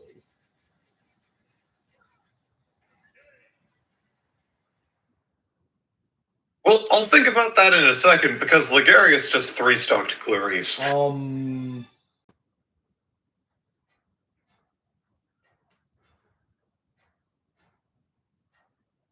Do you have an idea for... I did not think of Clarice getting 3-stocked, but do you have an idea for Logarius 3-stocking someone?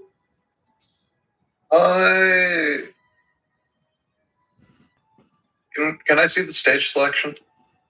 Sure. Is this something you might want to go into cutscene mode for? Honestly, I don't know yet. I need to see what stages there are. Because I'm planning on changing something if something's not there. You meant which stages I have selected. Okay. Yes. My bad. And also, didn't the champion change? Oh, I just didn't bother because there's not going to be a championship match today. I didn't bother putting together Aaron's rule set yet. Okay. I'm seeing if it's here. And it is not. So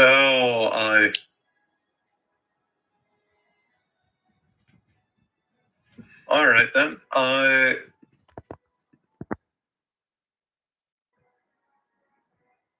I'm going to make the executive decision of adding 3 stages to the list. Okay. The other Hyrule Castle. Temple, you mean? Yep. Okay.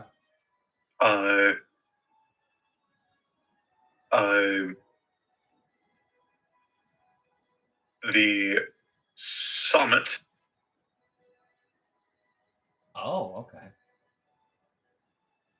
And the Banjo and Kazooie stage. Spiral Mountain. Okay. Interesting. All right. As the experiences of where Logarius has traveled along their journey have manifested into an assortment of maps that have been.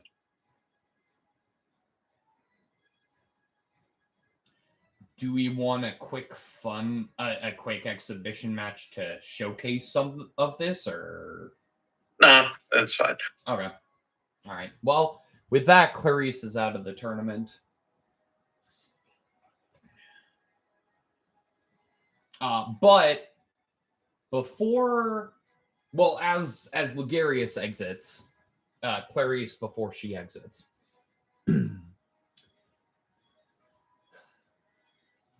If there were other survivors from Kostya's world, then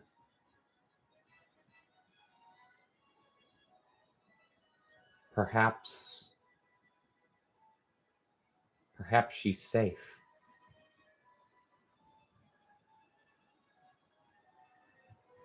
And make of that what you will. But we're going to go ahead and go on to winner's bracket for a bit. Where first we have Ravioli versus Carlos 2.0.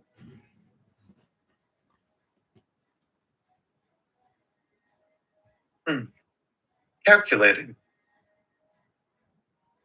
This specimen appears to be able to be dated very far in the distant past. Yes, I came here from the past. I've been living in present day for a while now. There's nothing for me back in my own time. Not anymore. Was it?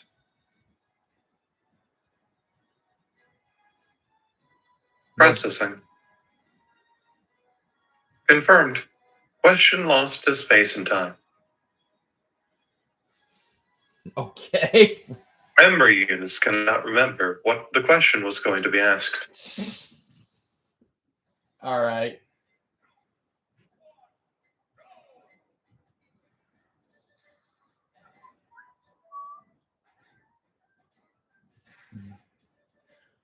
Possibly the most Valentine-y stage we've got.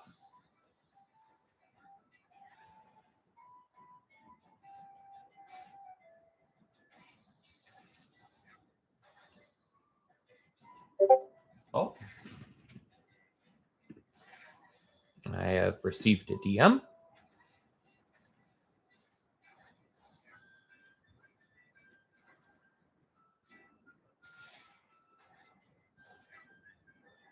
And the brawler has got and gooned himself out of the tournament, basically.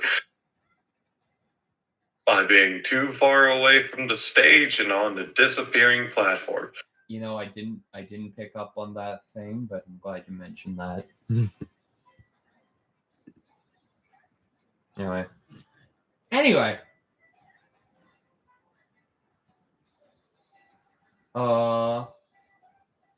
Ravioli has almost a full stock lead now.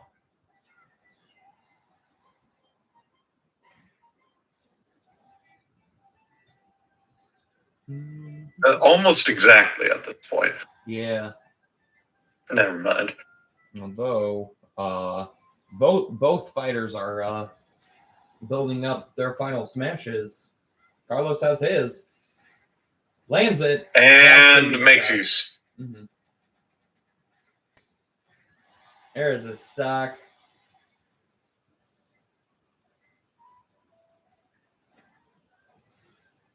Of course, he's the amount of stop it energy that Carlos had with that shot put. Mm-hmm. Yeah, of course, he's still got a bit of work to do if he is planning to bring this back. But, you know, we've seen bigger comebacks. Oh, the cloud disappearing. Oh, wait. That actually worked out really well for Carlos because now they are dead even.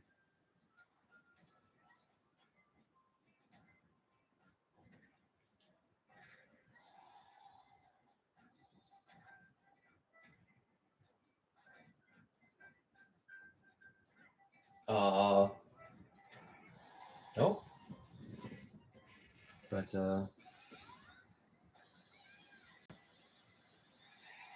oh. And with that, Ravioli takes round one with the final smash. No, not the fires. Not again.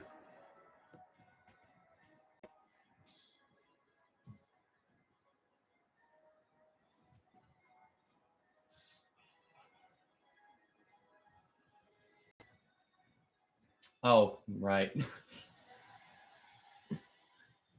I was trying to remember what you meant by that. And now I understand. Ooh. Okay. And, I forget the name of this Mario stage. Figure 8 circuit. No, figure 8 circuit's the other This is one. I'm pretty sure. I don't know. Oh, that was a last zone and a half. Mm-hmm.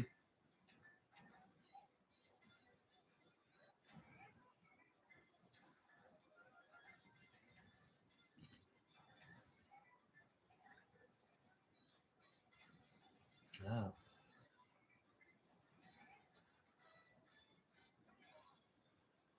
But anyway, oh,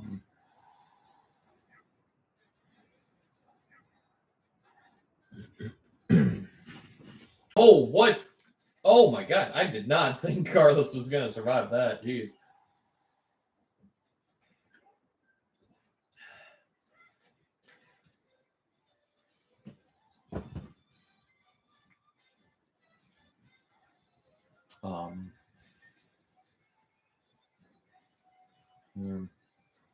So I find it interesting. People have pointed out online that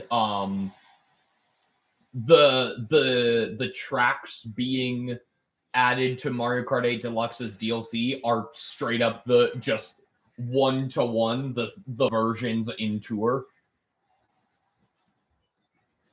for the most part. That makes sense. So, you know, man, that announcement has really gotten mixed reviews. I have seen a lot people. Some people are really happy. Some people are really not. Yeah. I get it, but like, I don't know. I guess a big part of me was never like I was mostly just not expecting a new Mario Kart game on Switch because there's never been two Mario Kart games on one system. Like, not counting like virtual console stuff, there's never been like, oh.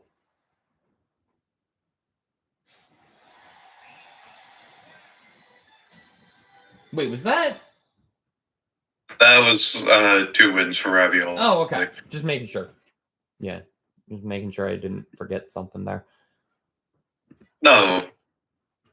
I do not want to be sold as a computerized husband. Please. No. Either that or built for... At the very least, wasn't built by a scientist for the purpose of being a husband, but I'm very quickly going to be sold for one of those if I do not win here.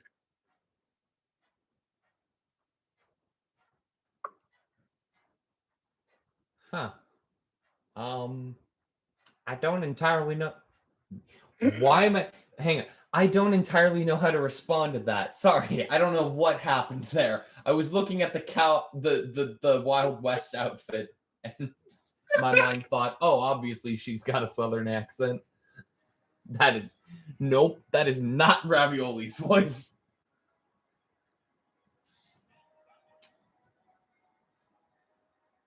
Well, best of luck to you not getting sold into marriage. I guess that's the story we're going with. And they exit. Carlos is already, like, wheeled off stage. And now we have Drift King versus Pradeath.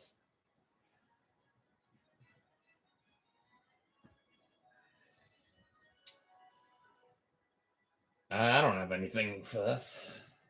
I don't have anything to say to you either. All right, cool. It's round one. Of course, Carlos 2.0 isn't out of it yet. He'll be fighting Logarius in losers. So there's that.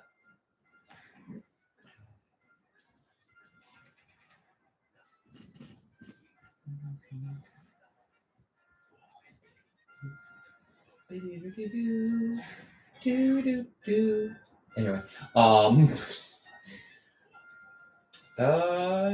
yeah. I'm not entirely sure what to make of this matchup in particular. Both fighters have gone undefeated today, or went undefeated in their first rounds.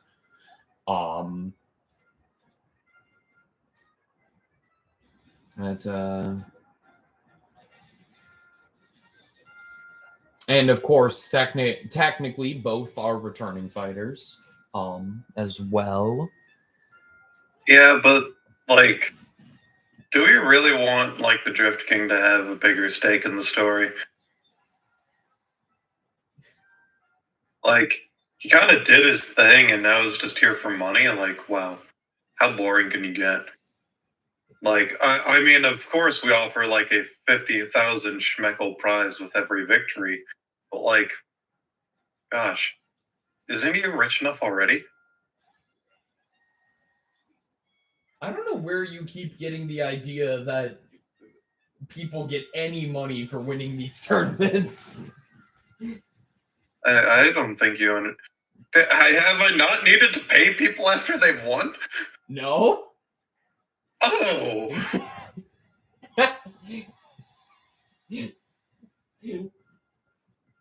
Alex, you don't even run the tournament. Why have you been paying winners?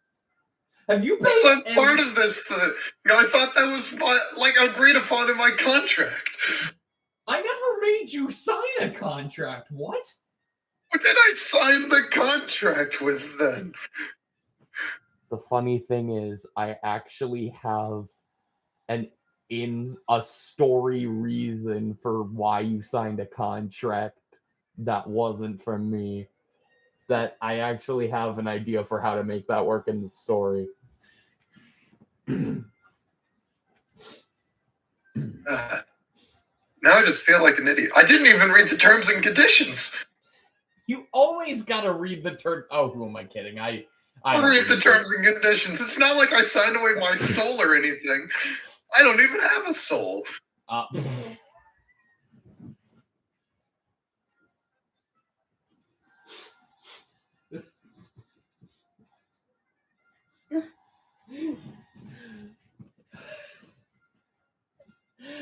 All right. Yeah, that's been firmly established. Both fighters are to do stocks. Drift King has the damage advantage.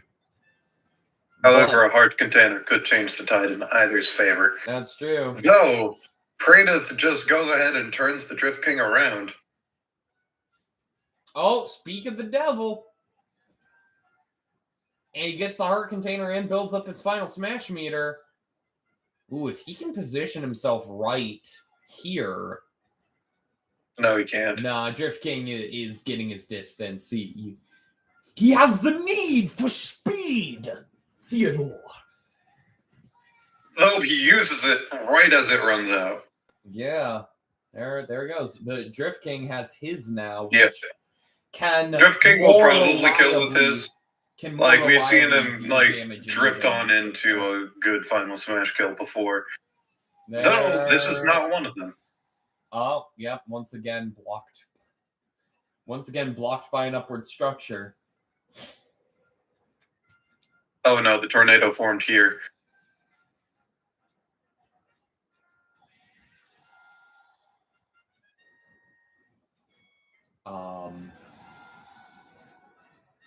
I just realized, what is that tornado supposed to represent from Zelda?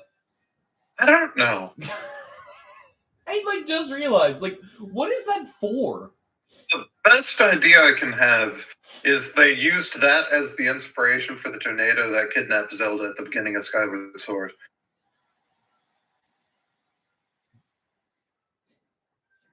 Wait, no, Praedyth, take it anyway. Take it anyway. He's gonna get it. No. Nope. Nope. Drift King has positioned himself very well here.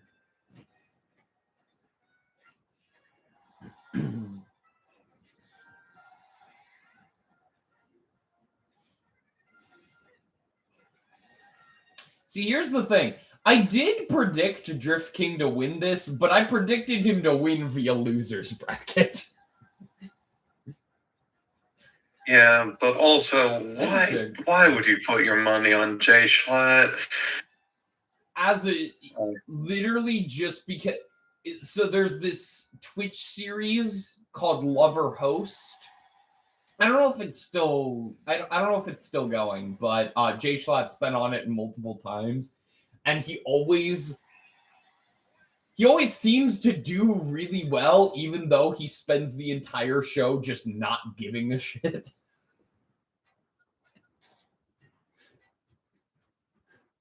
It's basically like Bachelor and Bachelorette for like Twitch streamers. And like before the show, each contestant chooses either love or host. And if they choose love, then like they go on a date or whatever. If they choose host, the guy hosting the show just raids their YouTube channel and gives them all the views. Or their Twitch channel. Round 2. The funniest part of this is that one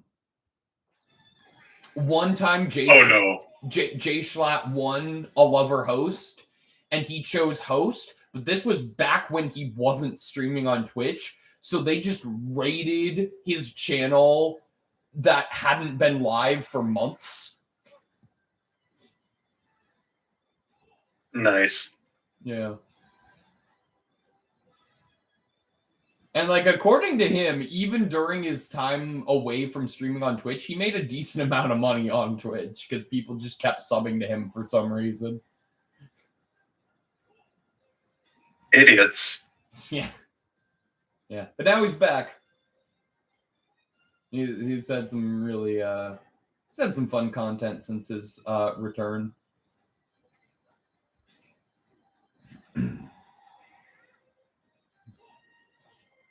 He did a giant Jenga game with other content creators. That was fun. Ooh. Goodbye, Jay Schlatt. It was nice knowing you. There goes his first stock. You know, of course, this stage being the way it is. There's you know. Oh, well. Goodbye, Pradith. It is back to even. Of course.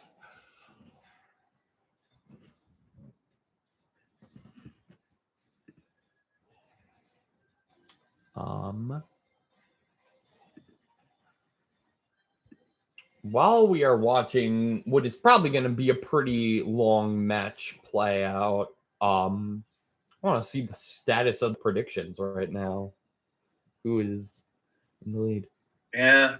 It would seem that Kostya is currently in the lead as far as points, although barely.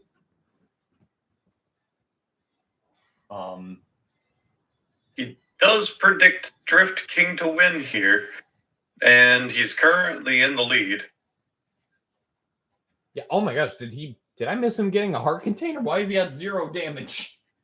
You did miss him getting a heart container. Gotcha.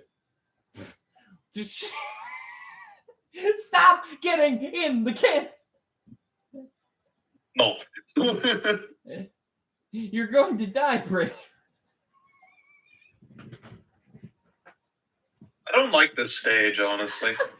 This is not a fun stage to watch CPUs fight on because they end up going here. Oh, it's specifically stupid. Here, and they end up killing themselves a lot. Oh yeah, this stage is stupid.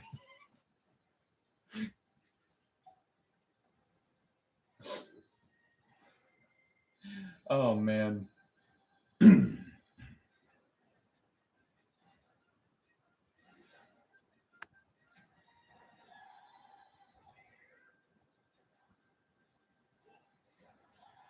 Yeah, I don't think Pradith is winning. Because Schlatt got another heart container. Yeah. God, fuck Drift King 2022. See, here's the thing. Jay Schlatt actually sold Jay Schlatt 2020 merch. Like as if he were running Jay Schlatt 2020. As if he were running for president. He actually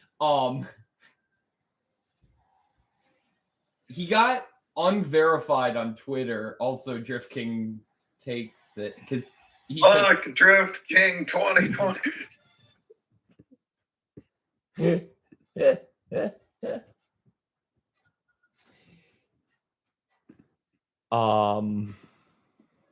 Ravioli needs to put Drift King in his place. Yeah, I mean, who knows? They might happen. That was a 2-0, right? Yep. Yeah. When did you start? Oh, it's taking a bit to load. But actually,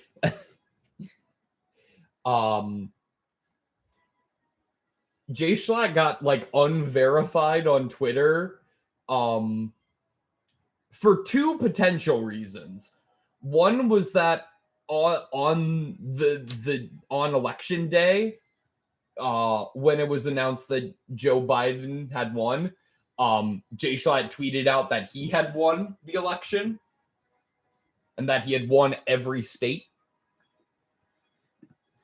As a joke. Understandable. And then also, I need to double check the month.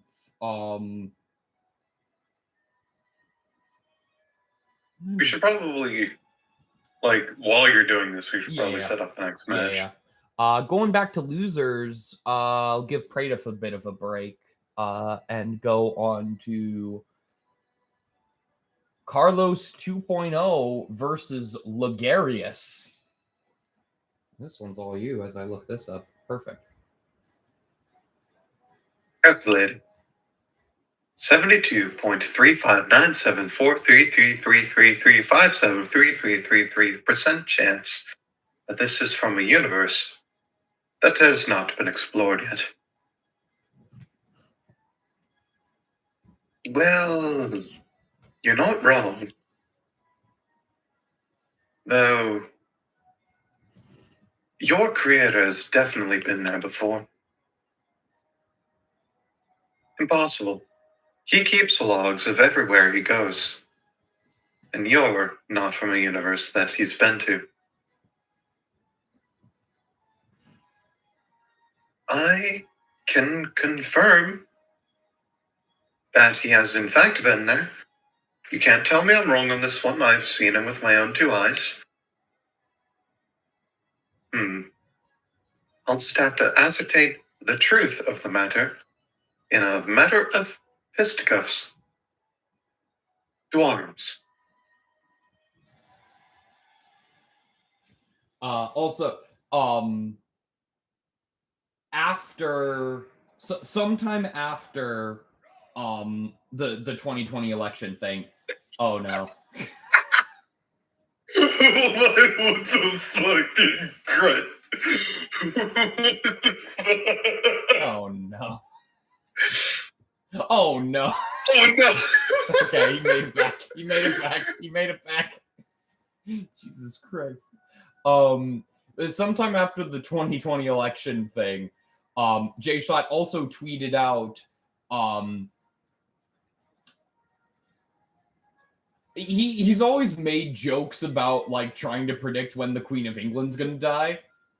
Oh yeah. And oh yeah, I remember. Wait, no, I remember that one where he actually tweeted out a specific date in response to someone. Well, no, he tweeted out, I think April is going to be an interesting month. And then in April, Prince Philip died.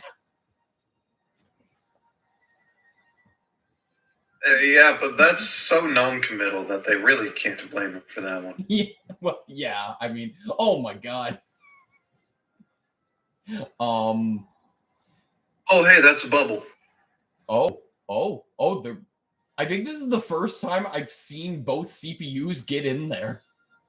Yeah, holy crap.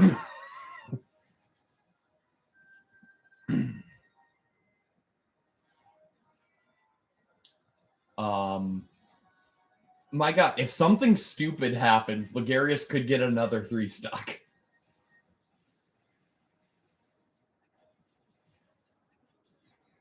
And the fire flower is not working in their favor, as per usual.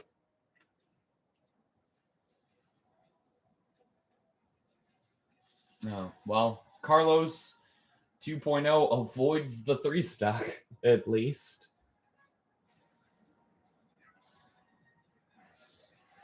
Oh, they're both outside of it. Yeah, but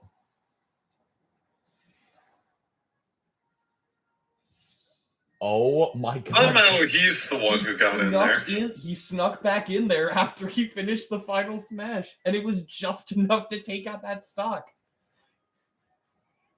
I swear to Carlos could get a reverse 3 stock.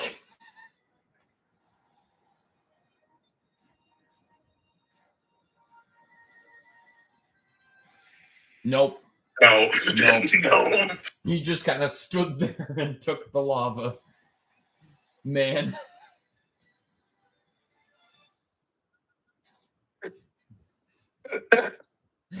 Man. What the fuck?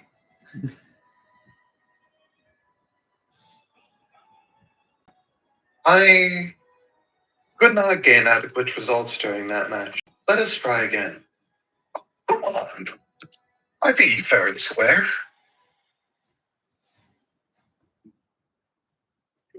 Alright, round 2. And we're back on Fountain of Dreams.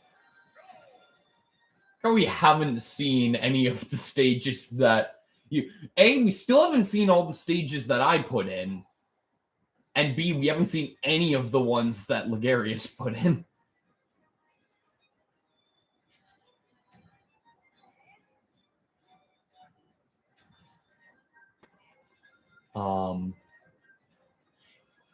Like, what the okay, is it just me, or does it look like they are, like, at 2 times speed right now? Both fighters feel like they are at 2 times speed right now. And I don't know why.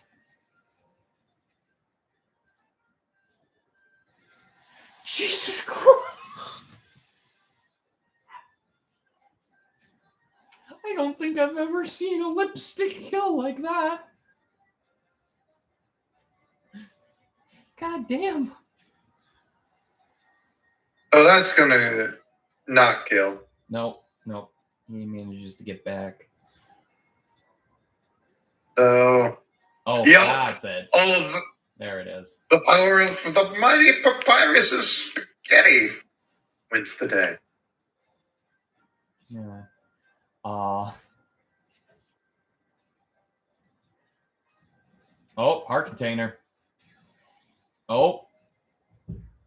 Okay, there we go. And both fighters have their final smashes, but Carlos whiffs it. Again, he's not good at it. Yeah. I mean, he's gotten it a couple times. He got it on Blush Q. Once. He's facing Praedith after this, which is going to be interesting.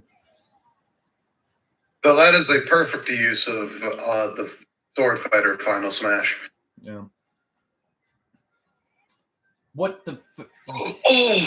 Okay. The air dodge. Or no, the in-place dodge. The in-place dodge. Oh my god. Oh, the counter throw. Oh my god. This is... Oh, this is insane. This is like...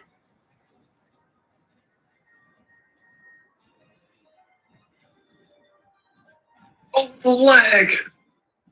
Okay. Oh my gosh. Oh my gosh.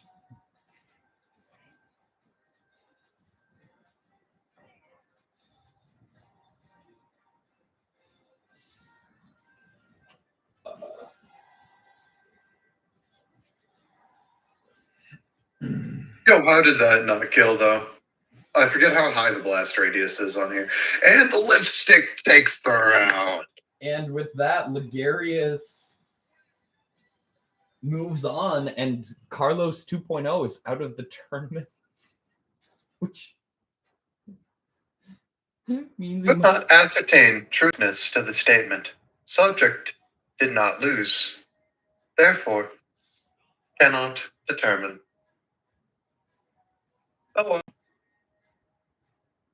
Alright.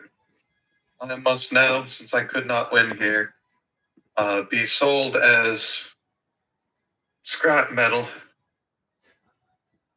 I don't know. I think they said something about going under the sea for this next assignment. Alas, my life has been naught but straw. Strife and suffering. Okay. Maybe this new page. Out of the bit for a second. I put in Carlos 2.0 as a fun, like, oh, like he's a robot, but like he could learn to love.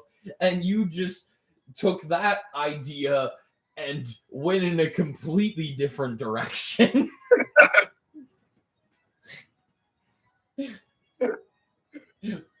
Where it's like not the fact that he has like consciously evolved to love. They are forcing him to love.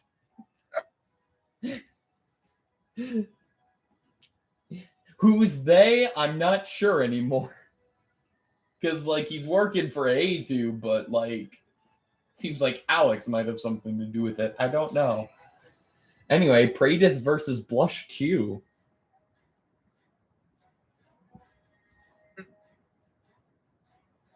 Your type? I'm not going to underestimate you just because, well, most people don't know the power of the heart. You can be quite a powerful force where I come from. So don't think I'll misinterpret strength. I couldn't agree more.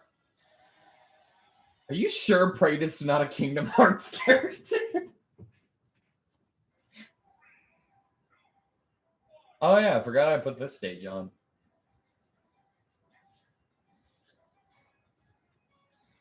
Guess it doesn't really have any of the Valentine's colors in its base form, but like Palkia shows up. Or Cresselia for that matter. Oh, no. And it's Dialga first. Yeah.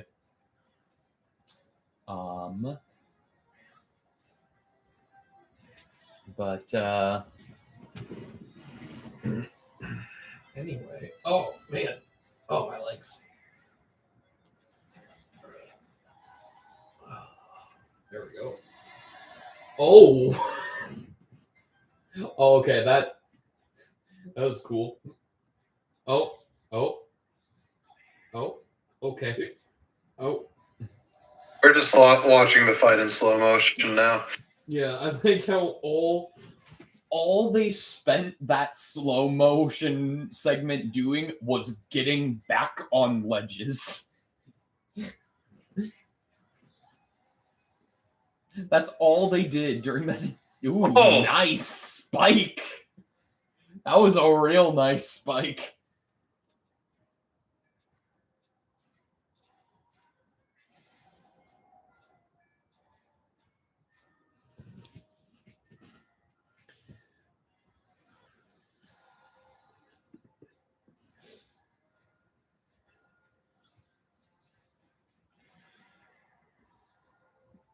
Uh-oh. Oh, okay. Avoids it. Ooh, and prevents Blush Q from getting that heart container.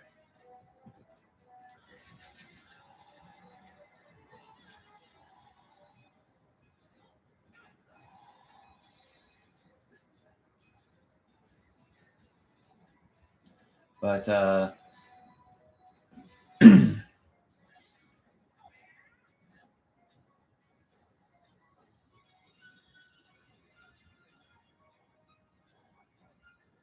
anyway, he's just running out Praetor's timer. Yeah, actually, Praetor just couldn't get up for some reason. Yeah.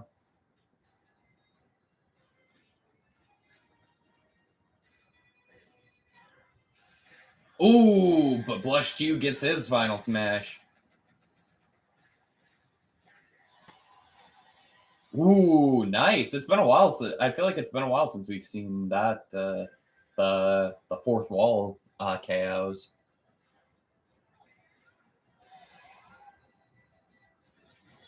Ooh, but Praetor avoids the 3-stock. Hey, we got 2 pink Pokemon on the stage now. Nice.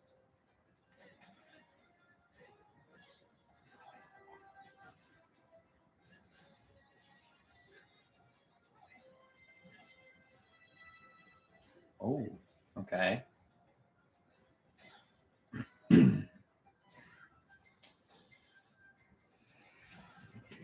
Ooh. Both fighters they seem to be evenly trading blows, although Praetor needs to do more than that at this point, with Blush Q having a stock lead. Well, that will help.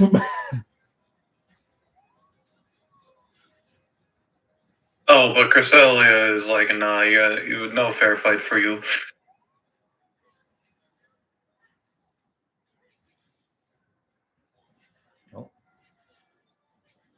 I'm lagging out here, so I can't see exactly what's happening.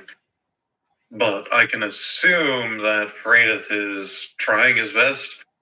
Yeah, he's got a final smash. He's just racking up some damage with that Fire Flower. But he's got to get. He was in a good position to use the final smash. Cresselia hates him. Cresselia actually hates Cresselia just took out Blush Q. So,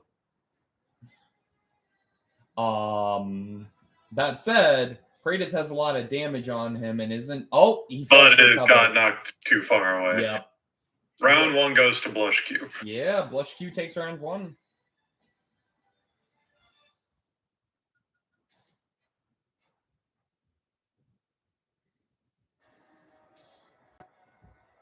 Not but interference. Though, you gotta say, you've trained that power of yours rather well.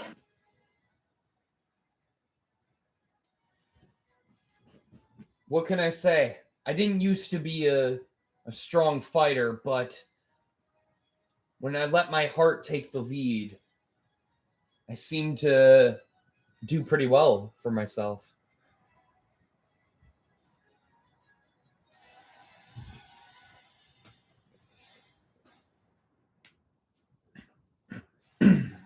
Ooh, and Final Destination. Wait a second, you put on Final Destination? Yeah, it's got red. And the music. Playing Road to Viridian City.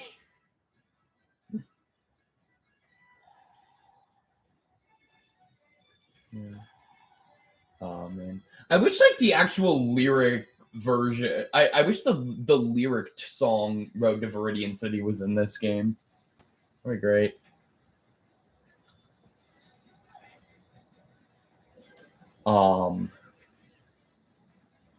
You know what's an underrated Pokemon song with lyrics? Double Trouble.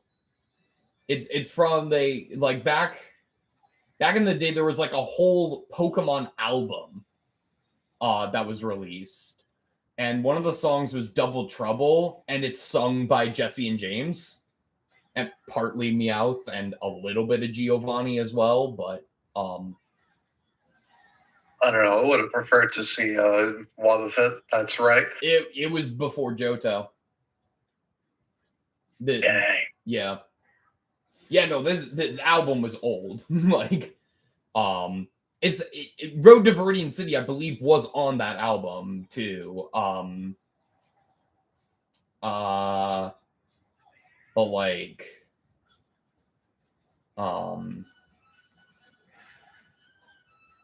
well, I mean, there were a lot of good. It's also got if you've ever heard This is probably. I think this is barely not kill percentage. Yeah, not yet. Praedyth's got his though. If you've heard the song "What Kind of Pokemon Are You," that's also on the album. Like, I want to commentate on this, but every time something interesting happens, I like out. It's annoying. Yeah. Oh. I could try turning off the camera and like the gods are spiting me.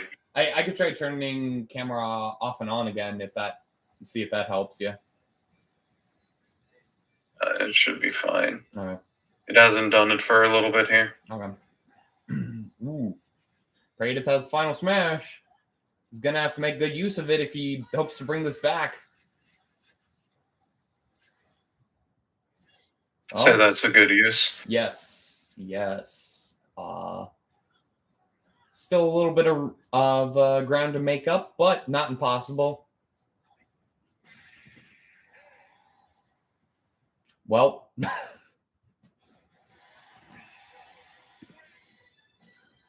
unfortunately, we don't get to see the two elves fight off against each other. Wait. Shame. Two elves? Because, you know, like, the Link line Hylians are very closely related to elves. Oh, okay. I was so you know that whole orbit. The reason they have pointy ears, they're like elves. Okay. I don't know. Like that might just be something I've had a misconception for my entire life, but like I'm willing to die on that. No, that's fine. Anyway.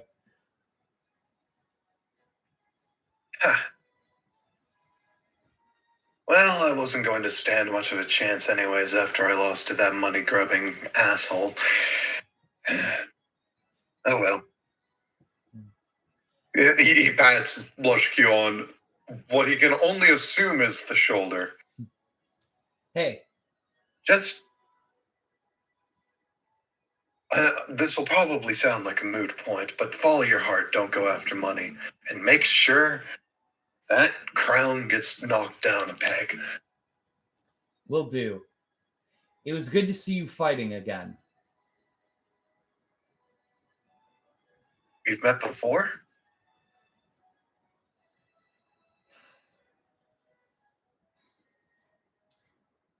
We all wear masks at some point in our lives.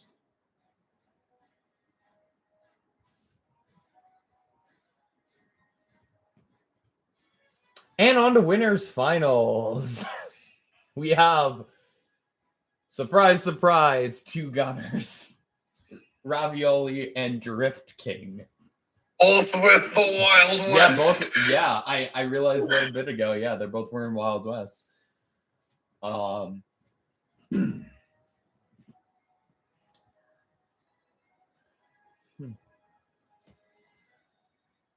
Something tells... Jesus, this stalling prediction is doing so well right now. Something tells me that even though you bear the title of a king, that you are not fit for a castle. So, step aside and I will take this victory. I'm here for the right reasons.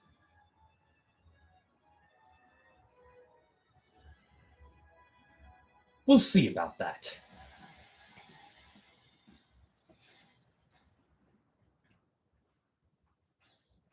Oh, hey! There's Logarius's alternate world coming into play. Yeah, I don't know.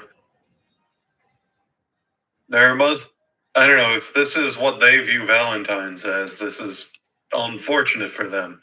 This is cold here. God damn it. I mean, hey, you're as cold as ice. We're willing to sacrifice our love. It's ice, baby. Different song, but I appreciate it. Also, I forgot that this stage just naturally spawns food on its own.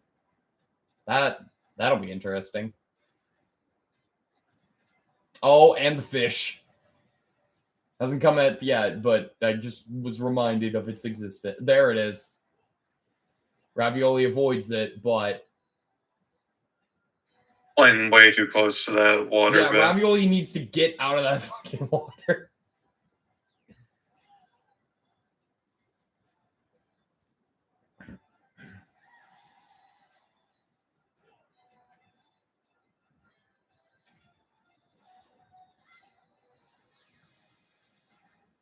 Oh. There goes Jake. The King does not make it back up to the summit. Yeah. Okay, but he evens it out pretty quickly, and it's just standing on that ledge.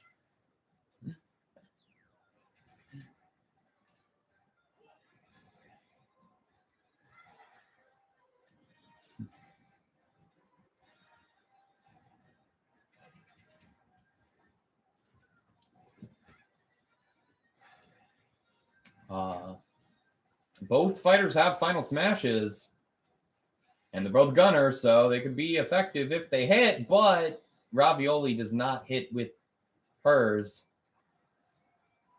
Will Drift King manage to make better use of his, or even use it at all? Doesn't look like it. Yep. Nope, just pushing the curry. Final smashes were a moot point on this match.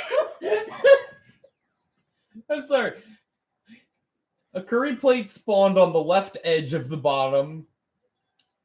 Drift King pushed it off, and then the ice mountain continued to go past, and I saw it pop out at the right side as the mountain passed. So Drift King got a massive boon there. Yes, he took He is taking good advantage of that heal from the heart container. Oh, and grabs the cabbage too. How did Ravioli... The water was really messing with Ravioli there. By all means, she should have been able to recover there, but because of the water, she could not. Why'd you just crouch in front of the curry and let Drift King get it?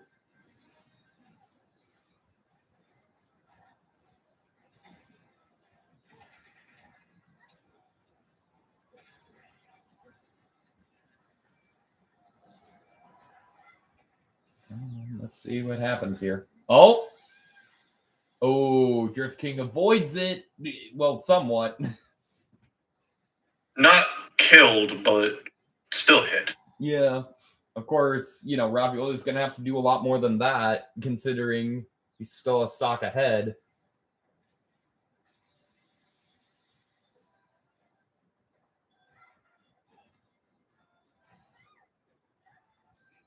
The Fire Flower has screwed with so many characters in this.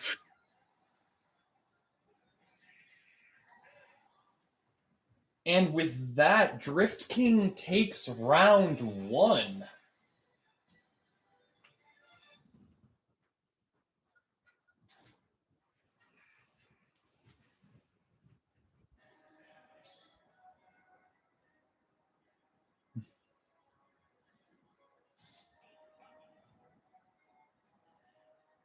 You know, you may not find the love you were looking for while you're here.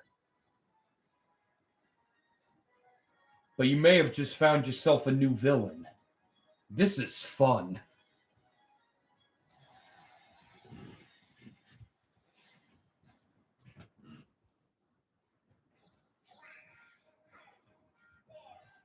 And back on Saffron City.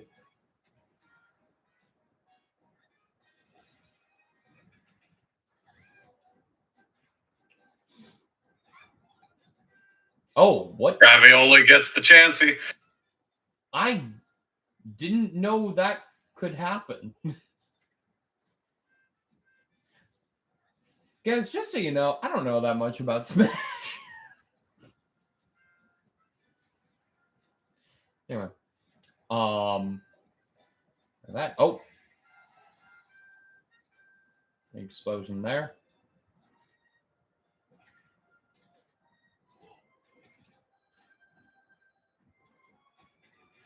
Ooh. Nice.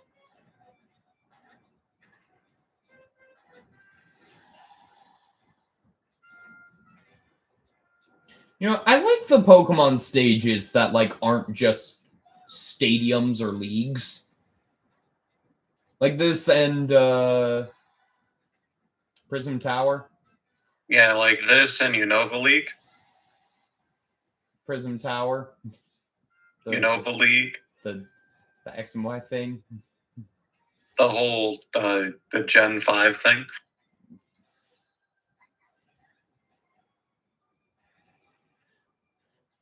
Point is, I mean, I get why most of the Pokemon stages are either leagues or just generic stadiums, but I'd like to see more stuff like this. Yeah, and I get why you don't like Gen 5, but that's not a reason to diss the Unova League.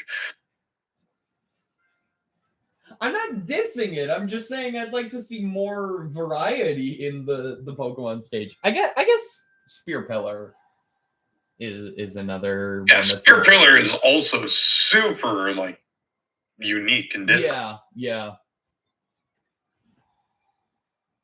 Actually, Spear Pillar is probably my favorite of the Pokemon stages. And it's not just because I'm a Gen 4 fanboy. But all right. Even stocks, but Ravioli has a significant damage advantage.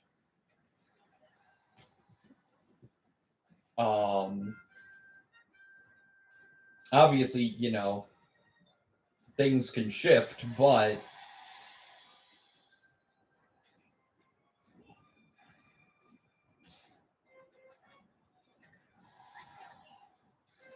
Ravioli. Okay. Ravioli made a great play there and now has the full stock lead.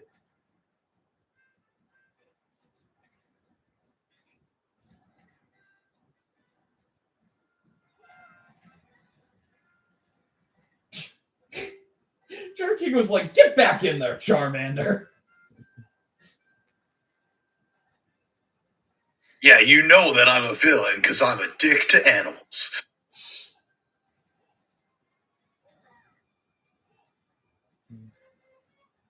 Actually, in real life, like he's got a cat that's pretty adorable and that he seems to take good care of. Oh, that was a massive dodge on Ravioli's part. Mm-hmm. Yeah, that was. She seems to have figured out the Drift King's attack patterns as a boss. Yeah.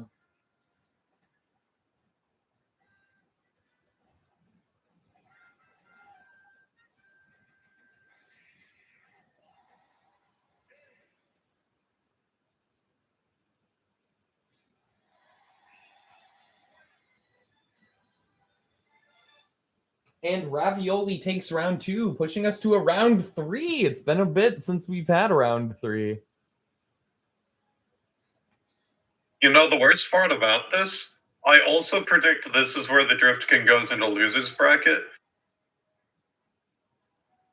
So, like, we're getting close to our 2 predicted winners getting to the finals. The actual finals. Let's see what happens. I thought Kostya was the one that predicted Ravioli. All right, I'm on stalling. I've considered myself lost at this point. You predicted. I'm rooting for Kostya. You because he's actually doing rather well score-wise.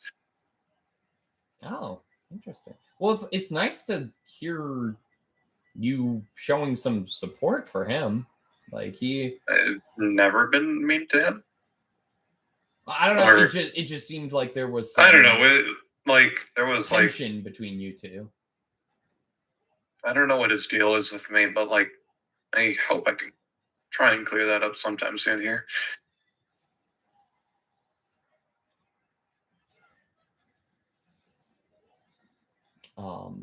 Yeah, I hope so too. But in the meantime, got a very exciting match right off the bat. But the platform does not allow grabbing onto on this stage, apparently. No fun for Ravioli. Yeah, I'm not sure what happened there. But,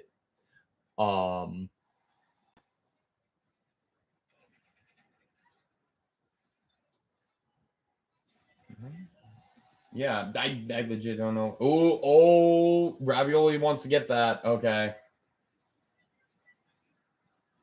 Yeah. If Drift King got that, that would have put him at a huge advantage. But now they are even. Quite literally. Yes. And Ravioli is close to a final smash. Avoids the grabby hand. She's got it. And she gets it. No avoiding it. No, Drift King is getting his immediately, but that's not going to matter too much. Because he's going to time out the hot curry because Papyrus doesn't know how to cook. He came back in before the curry ran out. So he took a good amount of damage, but I think he did that so that he'd have a better chance of getting his final smash off. Which he doesn't even get to do regardless. Damn. All right.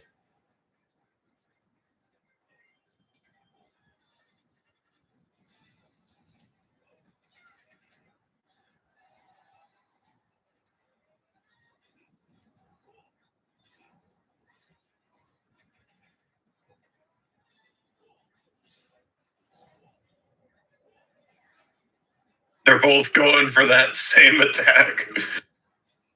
Yeah. Ooh, yeah, this is huge. This is huge. Gets another heart container, putting her at a huge advantage against Drift King. Yeah, she's broken some pots and founding the healing hearts. And with that is able to take this out like he's a first stage boss.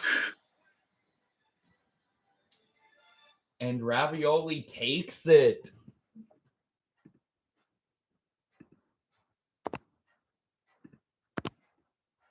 Wow. All right.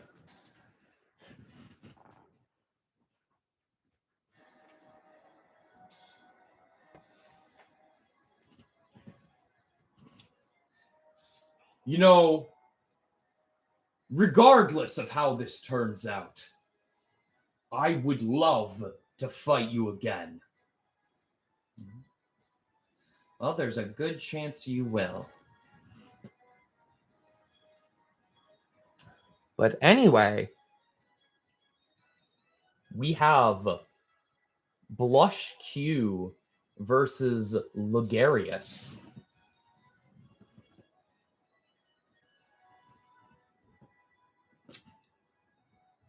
Anything from Logarius here?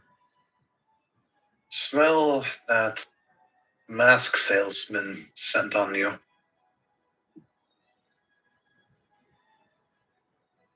Seems neither of us want to show our true faces.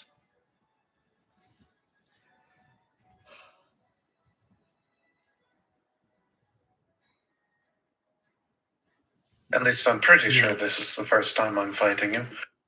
Let me check the tournament brackets to make sure I'm not actually being a huge dumbass right now. No. We yeah, this is their first time encountering. They both lost round one in winners bracket, so. Well, yeah, I look forward to fighting you with all my heart. I look forward to seeing why you truly fight.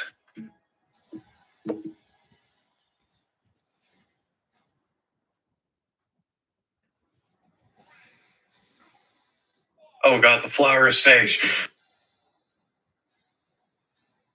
Yeah. The Noom is here.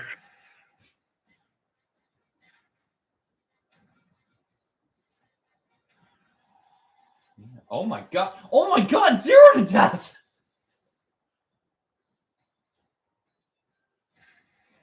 Holy shit. Blush Q just 0 to death to Logarius. Holy cow. I mean, this stage is, to be fair, this is a stage that you can get very quick kills on because it's a walk-off. Case in point.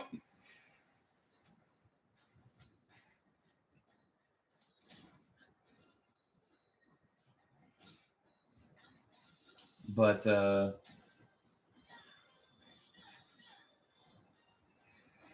right. Oh, oof. That's gotta hurt. Yeah, that's again, this is a quick kills mean the tides can be turned very quickly. Case in point, what started as a very strong start for Logarius has now, a strong start for Blush Q has now given Logarius a bit of an advantage. However, ooh. Oh, final smash. Yeah. Blush Q does not get the chance to use that final smash, although perhaps it'll get built up before he gets taken out, and he could even things out a bit. Although Logarius is not letting that happen, although the final smash is built up. Wait a second.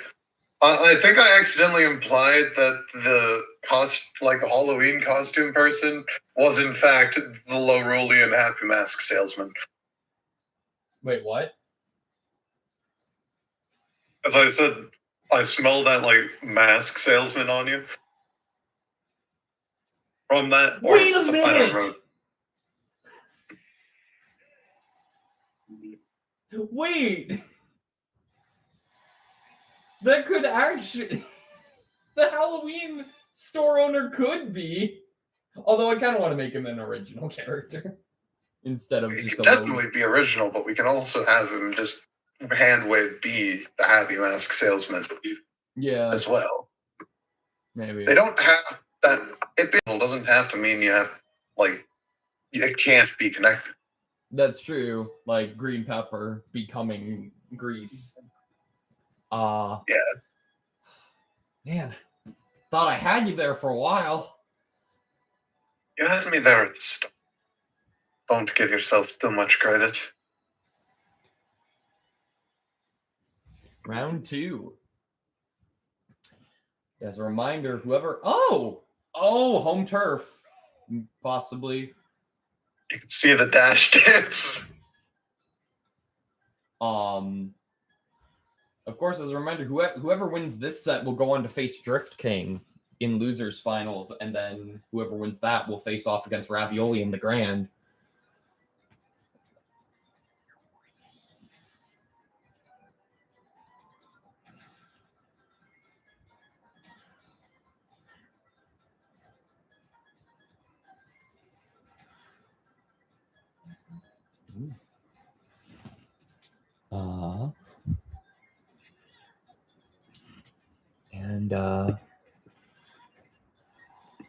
Blush Q's getting some good damage up. And shields it so that Logarius can't recover.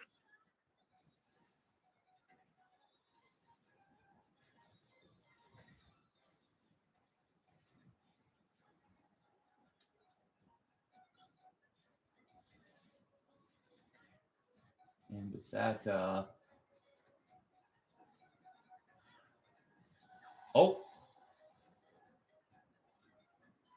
okay, that was very good for Logarius there.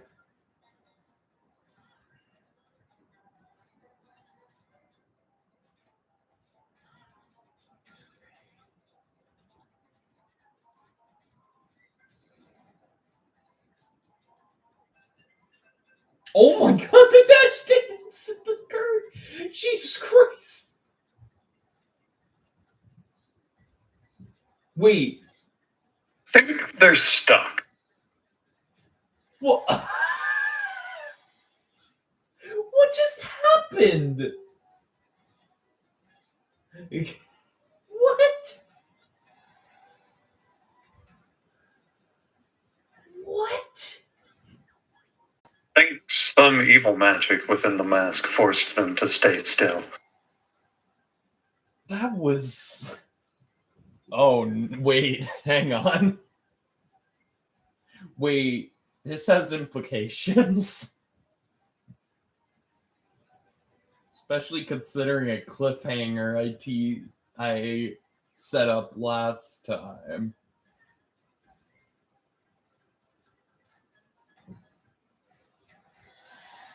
Here we go. It's about even.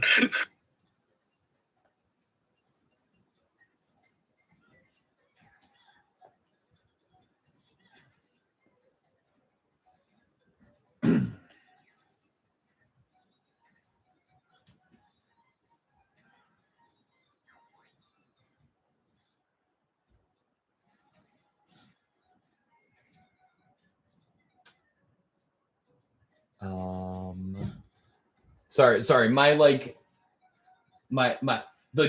gears in my head are turning for story stuff.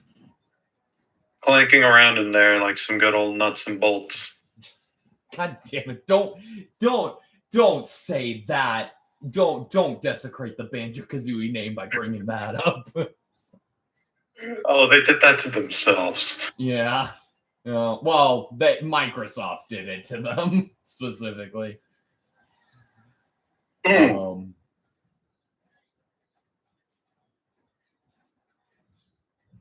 Man, why does Microsoft seem to care about every company they purchase except for Rare?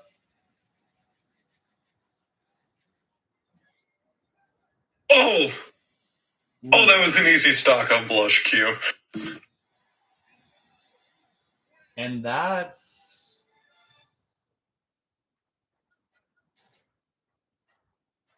2 rounds for Logarius. And Blush Q is out of the tournament.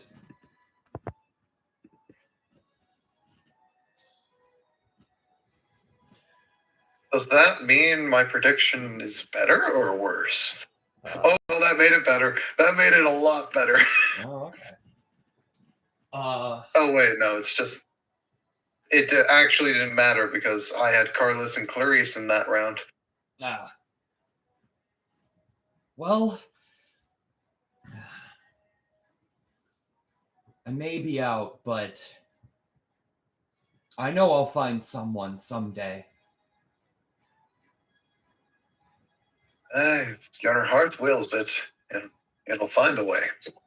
However, maybe not using too much of a structured format like this. No. Spontaneousness and luck usually got me where I am today.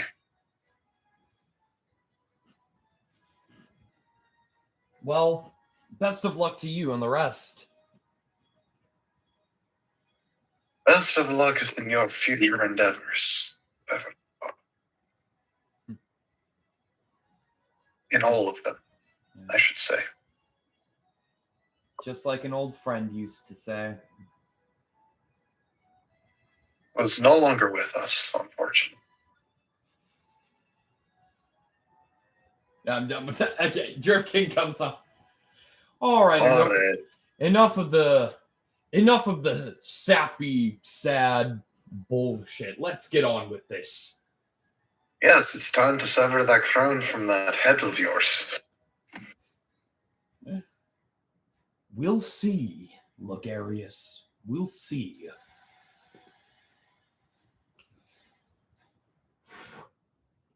Is this a rematch? It is. No!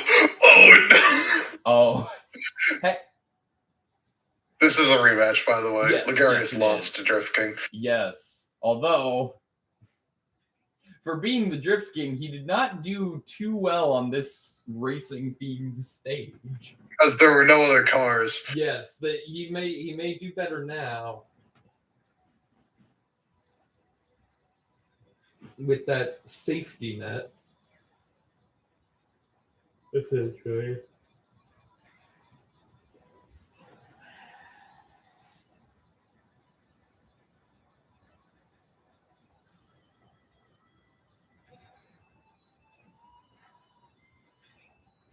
But I'm actually I'm getting hungry, but I've got a snack here. Some Panera Bread potato chips.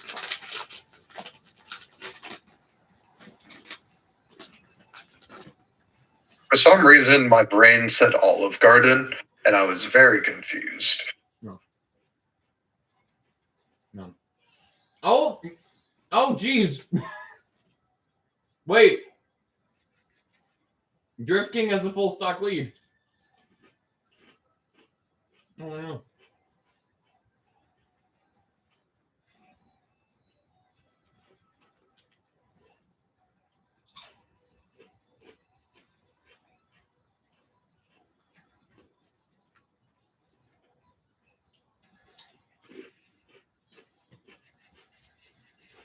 But that was a really good final smash for Logarius. And it's dead even. That. Though the final smash is probably going to decide it here. If he uses it. He does, but didn't do a ton. It had the power to decide.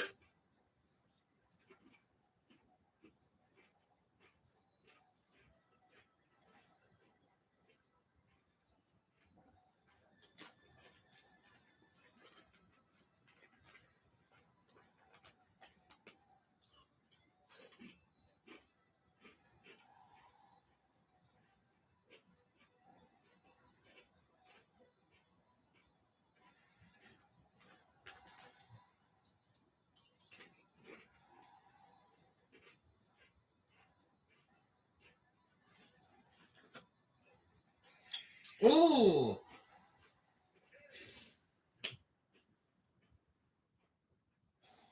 Sorry. Logarius crashing into the screen was very funny. Wait, Drift King takes round 1.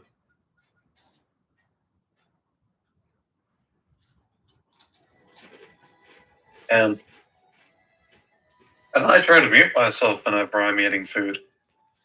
Sorry.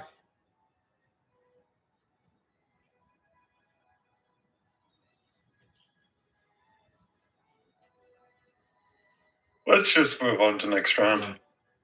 There's not really much to say. Drift King pulls out a bag of chips and was like, all right, round 2. Finding in more reasons for there to be crunching sounds in the background. How dare you? See, like, the thing is, this is like a J Schlatt thing to pull. It's more of a villain than Alfred. Jesus. Yeah. Because,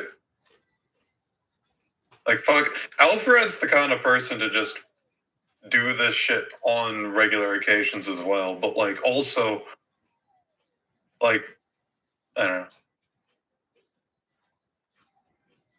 This kind of villain YouTuber persona is probably just very prevalent. Yeah, J Schlatt, particularly in the SMPs he's been a part of, he often plays a villainous role. Yeah, because he was president of the Dream SCP for some time, if I remember correctly. Yes. And then he started a cult, and then that cult got obliterated, and then he got killed for the third time, and is just no longer in there anymore. Yeah, exactly. Wow, I'm surprised I got that right. You're not just messing with me, are you? That is literally all I know about Dream SMP lore.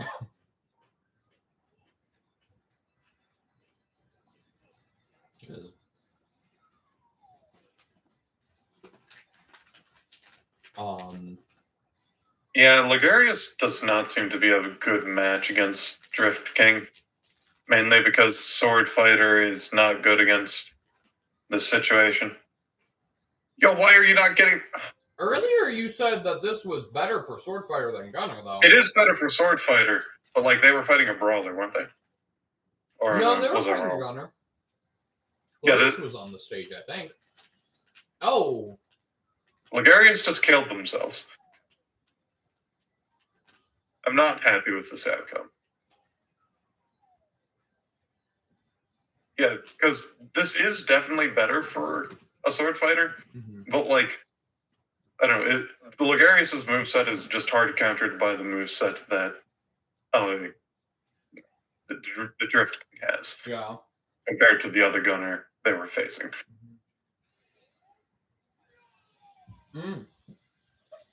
Good dodge on the final smash, though. Can Logarius use hers?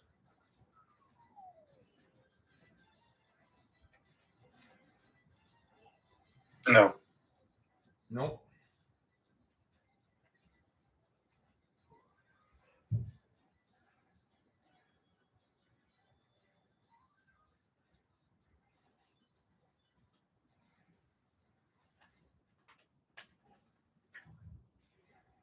Oh, but that was good. Oh, yeah. Reset the tides. Yeah, although still has to take out 2 stocks on Drift King.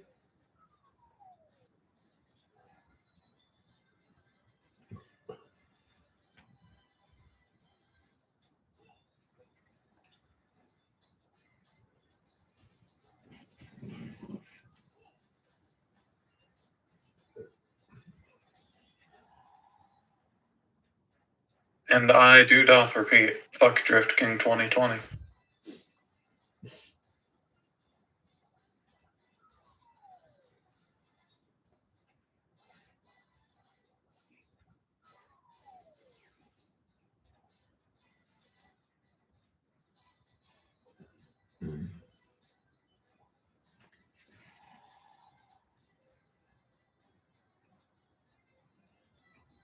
Oh, all right.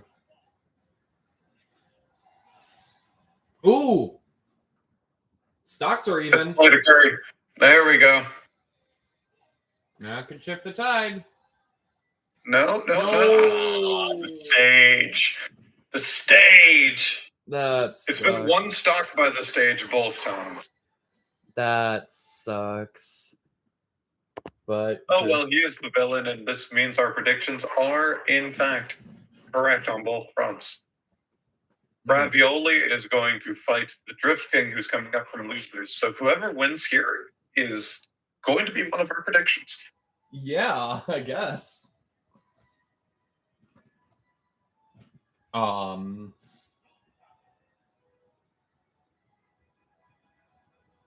Well, nothing to say. Yeah. Just rage. Because fuck Drift King 2022. Oh man.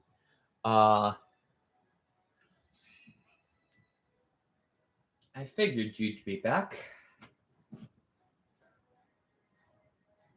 Yeah, well, I look forward to our rematch.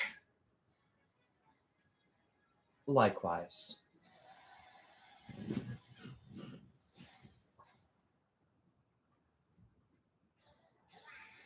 Find me. Okay. Wait, is that is literally me in the, in the cage. That's me. That has some weird implications. Oh wait, is it? Oh no, that's not me. That's Reese. It has even weirder implications. Katie's, where are you? He's right here. This is Kate. No, I'm kidding. I'm kidding. That is not canon. That is a joke. Oh, I forgot that was a thing that could happen. What is the power boost he gets from that again? Yes. The answer is yes. Is it just all just yes. a complete power boost? Okay, cool. Hey though, Ravioli got that heart container.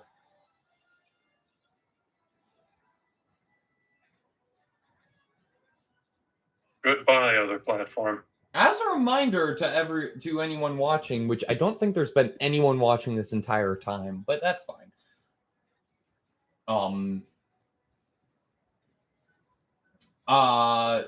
In order to win the tournament, Drift King does have to beat Ravioli in 2 sets.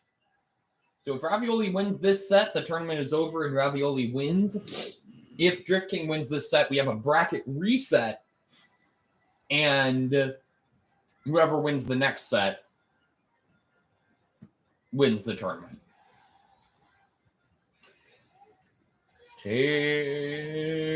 Drift King gets that final smash. Ooh, and it does Ravioli matter just because barely can't recover. She gets hers. Doesn't need it. At least not immediately. Could get a huge advantage by making effective use of it here now. Potentially, if she uses it. But she is in the air. She's not going to. Yep, she didn't get the chance there at the end. Oh, everybody got the yes boost. Yeah, I guess everyone gets it looks like everyone gets a random boost if the creature is not defeated. The Dark Emperor. Yeah.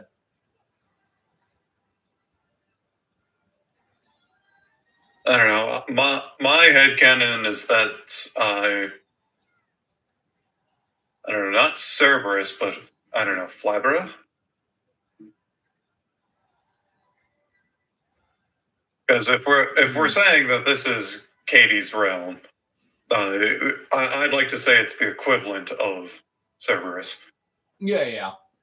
I get you. Yeah, that checks out.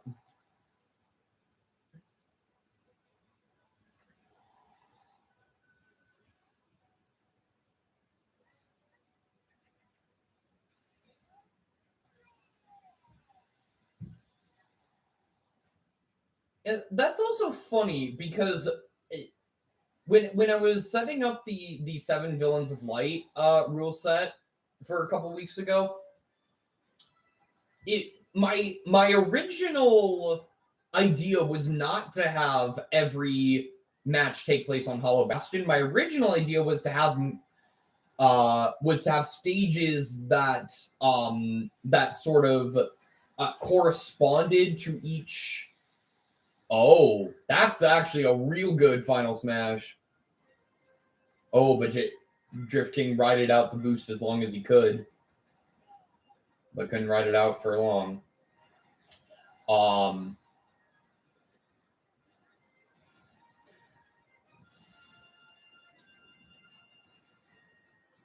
But it's interesting. This was one of the stages I was considering for that rule set, but not to represent Katie's. This was actually, oddly enough, going to be a stage representing Drift King. Because it kind of has You don't get that. It kind of has the vibe of Black Cauldron to me. But that don't matter. Ravioli, it's Katie's realm now. Yep. It is now canonically Katie's realm, and Ravioli takes round 1.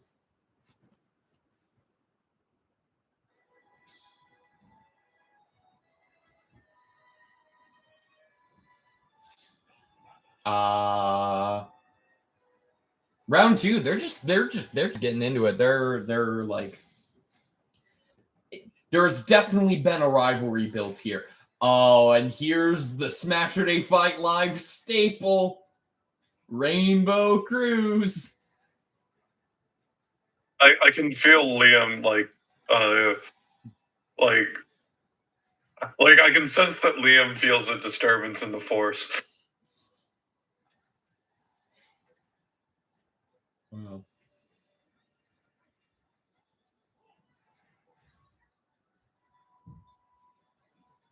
I do legit think that this is like the most common stage on Smashurday Fight Live. Just because like so many of the like stage restricting rule sets, just this one fit with a lot of them. Like it fit with Firearm Bowls because he like chose the most treacherous stages. And he was champion for a couple weeks, so that lasted a while. It fit with the Nickelodeon All-Star Brawl rule set. Before you just did Nickelodeon All-Star Brawl. Yeah, because Flying Dutchman's ship. It fit with Video Game Boys rule set, which means it is going to be back for this Saturday. Because Game Grumps. Don't play that close to the blast zone. Yeah, it's Smashurday Fight Live. What do you expect? Ooh. Okay. That was a good use of the final smash. Didn't kill, but oh, he's going to die. He killed himself by using his final smash. My gosh. Yeah, I want to say this might have been on Bloody Gur's rule set 2. Because all the stages had to deal with either space or air travel. Yeah, it definitely was on Bloody Gur's. Though I don't think we saw it when that was the case. I don't know. Bloody Gur was champion for 2 weeks, so sure we did. This stage has shown up on Smashurday Fight Live more than any other stage. I'm confident in saying that. The fact that Ravioli has survived this long is a testament to their tenacity. Yeah, Ravioli is really she's really going strong. today. It must be the spirit of the hero. Yeah, well, and, you know, it's been so... She, like me, has been single for so long, with the most recent relationship not ending super well, and with that, in a King has been dethroned. Sorry, Ravioli wins. And with that, Costio was correct. Yeah. Yeah, let me just... I'm going to end the tournament and then see how the predictions lined up. Because it's very rare that we see someone... The last time I remember someone actually predicting the winner was when Cade predicted Nasty Witch of the Northwest. Here's the thing.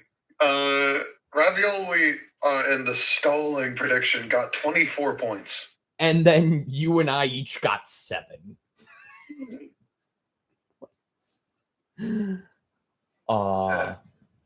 Yeah. Well, that.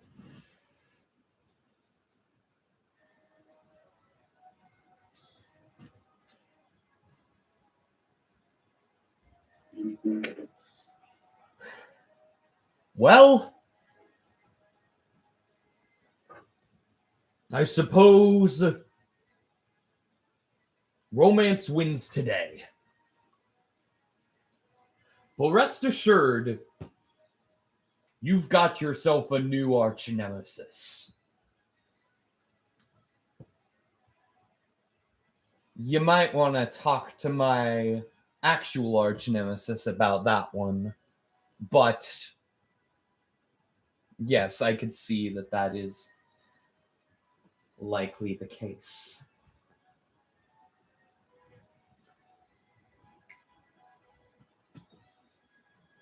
And with that, I suppose I shall take my...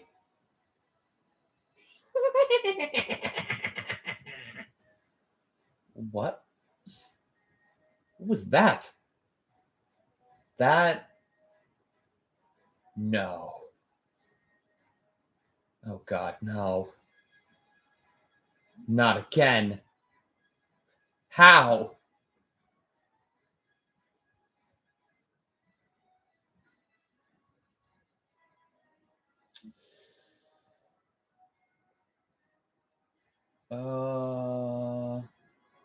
Yeah, might as well be on Hyrule Castle.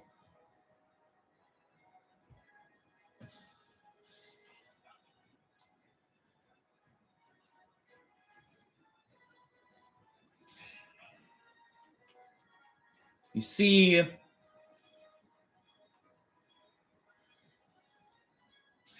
Peebus.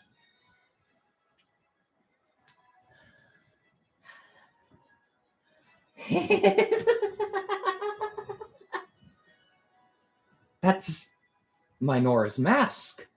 But how?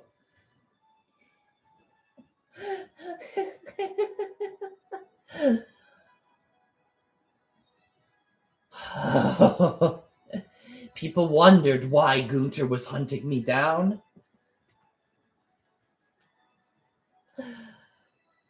It's because I was one of Nasty Witch of the Northwest, I was one of Minora's worthy followers. Loyal, some would say to a fault, but now, with the help of a mysterious, almost cartoonishly evil Halloween store owner, there have been more masked individuals in this tournament than ever. Oh no. We see Blush Q.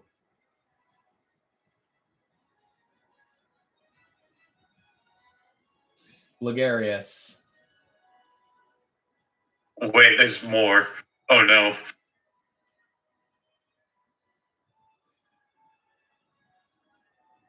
Wait, was there another? No, that was it for brawlers at this point. And Cedarberry.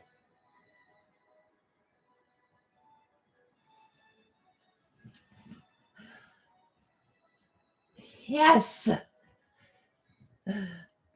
I gathered the technology necessary from Dr. Watch and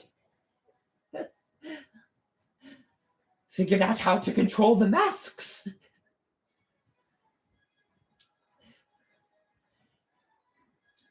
But now, with Cedarberry's magic, I can resurrect Minora. Not gonna happen. Yeah, there's only room for one villain in low rule, and that's me. And I do say, it would probably be very bad if this person were to get resurrected. I'd rather not have that happen. I'm guessing that's Praedyth. Yep. I wasn't around for it, but so long as I'm here and as myself, I'd like to do my part. Hey, make that room for two villains.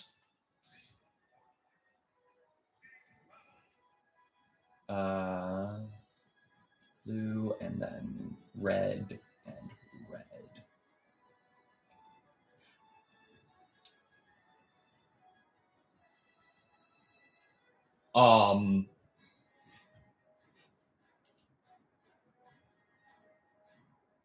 Hang on, I there's another thing to establish here, but I think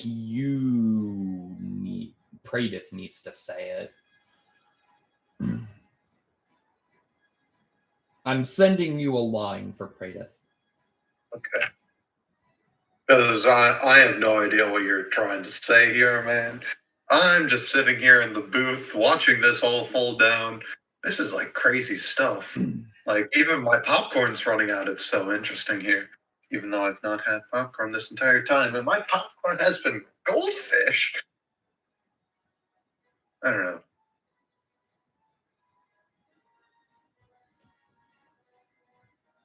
Oh, yeah. That's right. As like an arc of electricity surges through the sword. You said it was Dr. Watch's technology, did you not?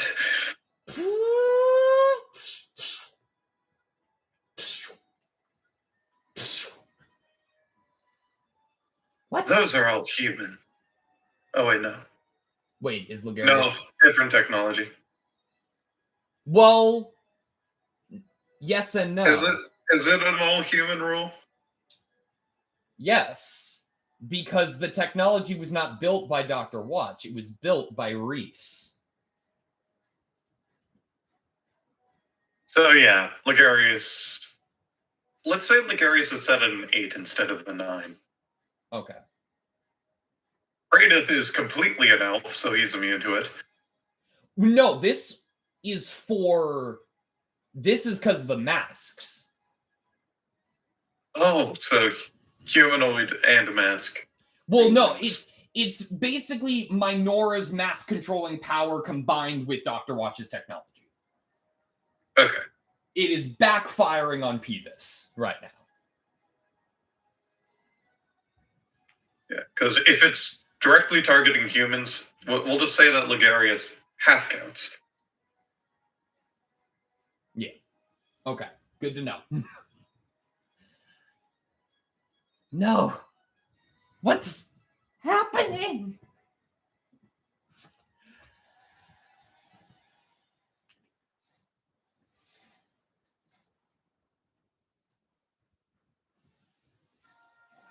There is one brawler. Yes. It is Blush Q.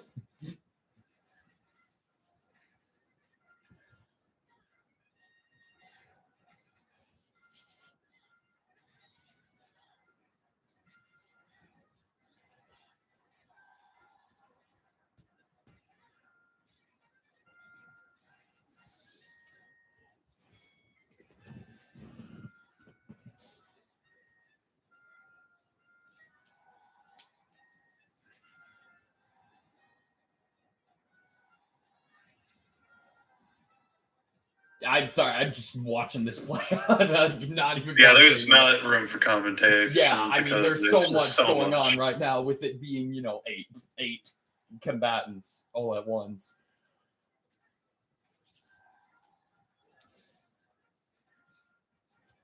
And they're all at relatively high percentages.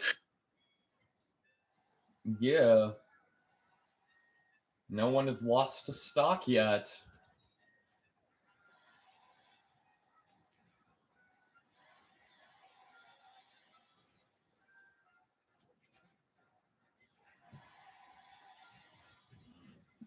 But, yeah.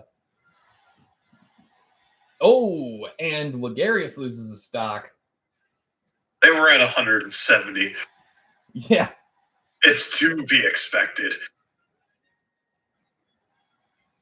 Oh, and I just saw that in the corner over there. Logarius got footstooled.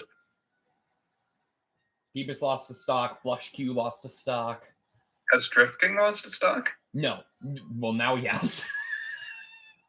And so is Collapse.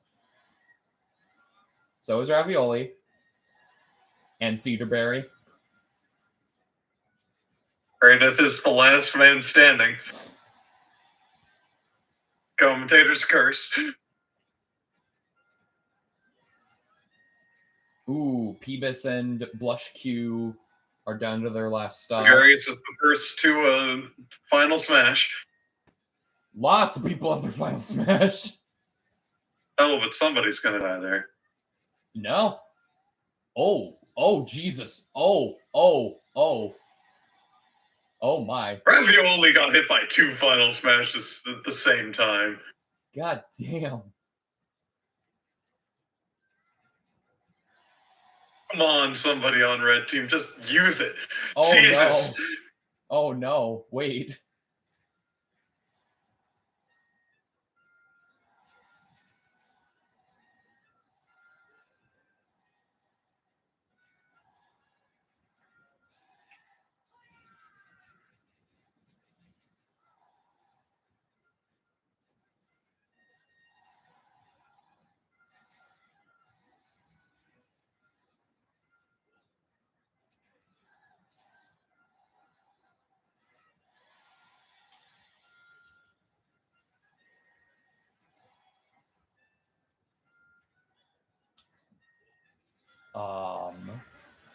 I'm just okay. Cedarberry is the first to be out. Peebus, I think, stole a stock from someone. Oh, it's 4 versus 2. Yeah, and there we go. Praedith still has a stock. Yes.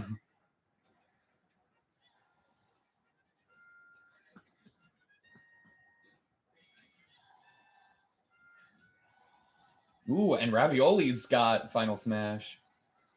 Oh, that's both of them. That is... No, didn't hit Blush Q.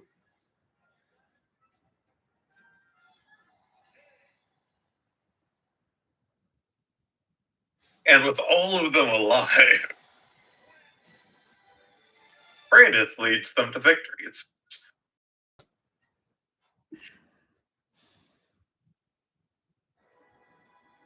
All right.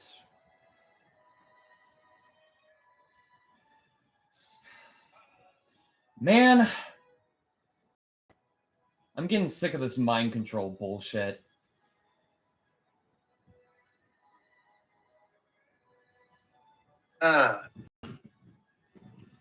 You. The...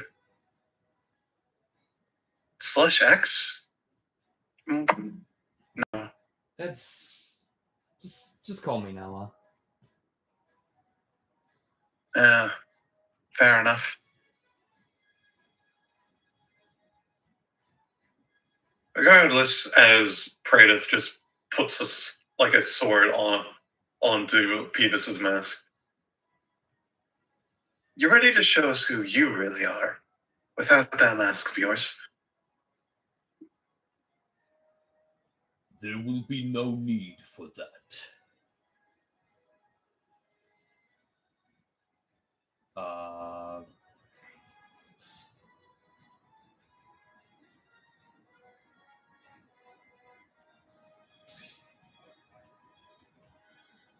This was my job. I will take it. Well, let's just put... Oh, right. You probably don't want... You want this to be a 1 versus 1, don't you? Yes. Well, if you want it that badly, I won't do anything. I'll let you have this one. But just note, I'll be in the wings in case things don't go well.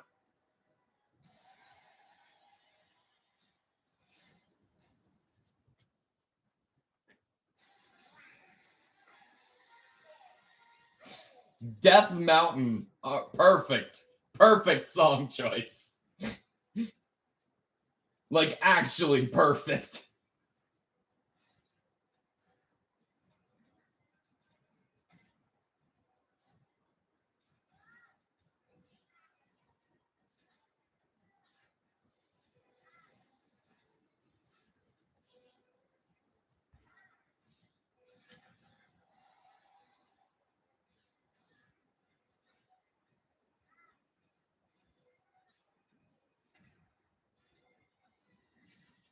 Oh, wait.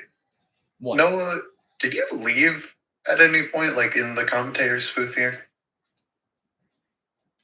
No. Strange. Because we unmasked your combatant and it was just you. Yeah, it was. Do you have anything to say for yourself? I fought with all my heart. And only my heart. Do you need to see a doctor? No, I'm fine. Regardless, Gunther is ahead by a stock. Although, well, both fighters have their final smashes. Regardless, you need to take care of that skeleton. I'm fine, Scully. Don't worry.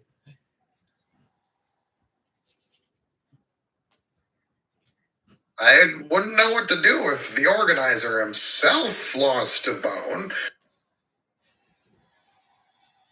A bone. I lost a bone. That's all right. Anyway, Gunther has lost a stock, but An entire 100% lead. yes, exactly.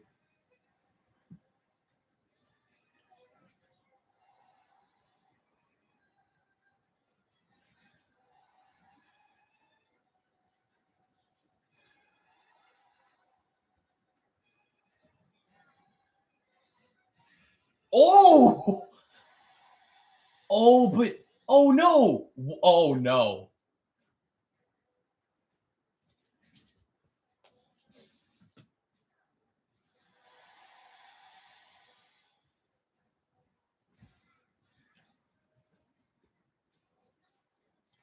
Oh.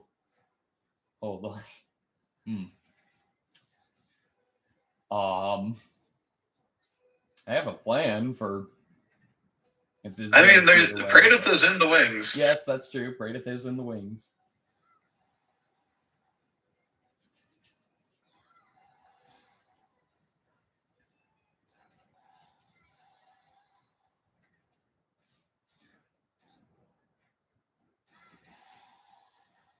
Oh.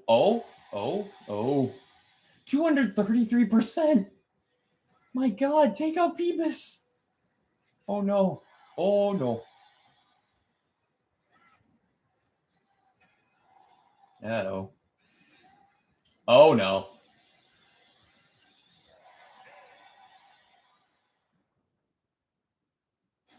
You at least left yourself open.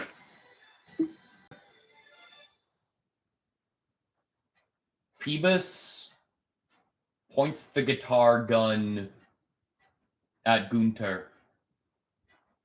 Fires straight through the heart. And he's to blame. He gave love a bad name. The Slayer! has been slain. As a jolt of electricity either surges past him or right through his spine. Your choice. Surges through Peebus, or? As Pradith was in the wings and ready,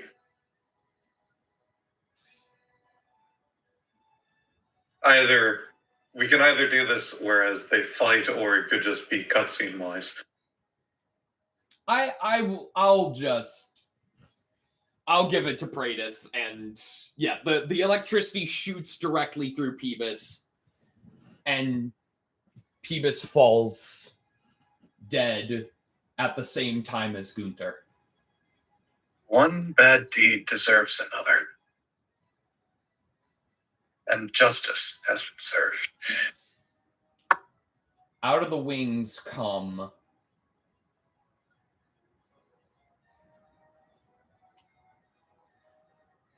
Skull Adult,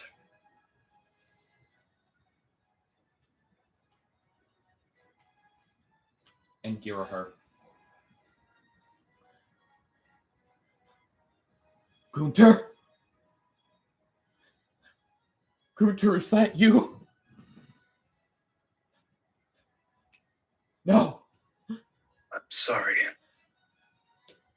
I had Peebus, but I wanted to let Gunter have a fair shot. It's not your fault. But, well,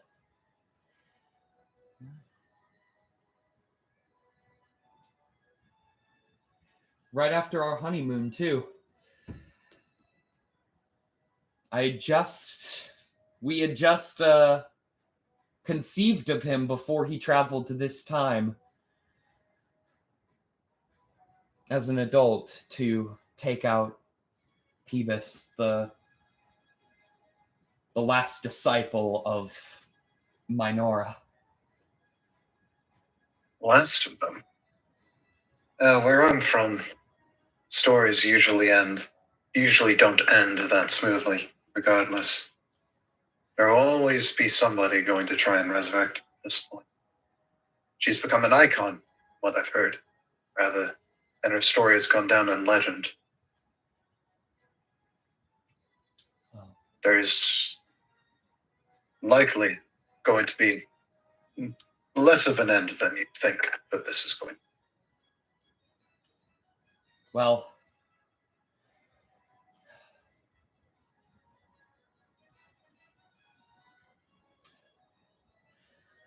for what it's worth, I'm sure if anyone else comes, you all will be ready.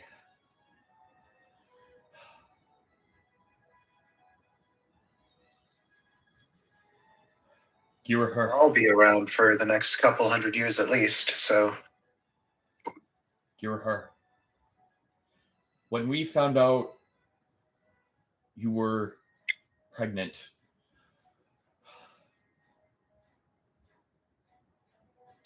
we both immediately said, our child will be the greatest Smashurday Fight Live combatant there ever was. We shouldn't be pushing so strongly for that. It's dangerous here. Especially for a child.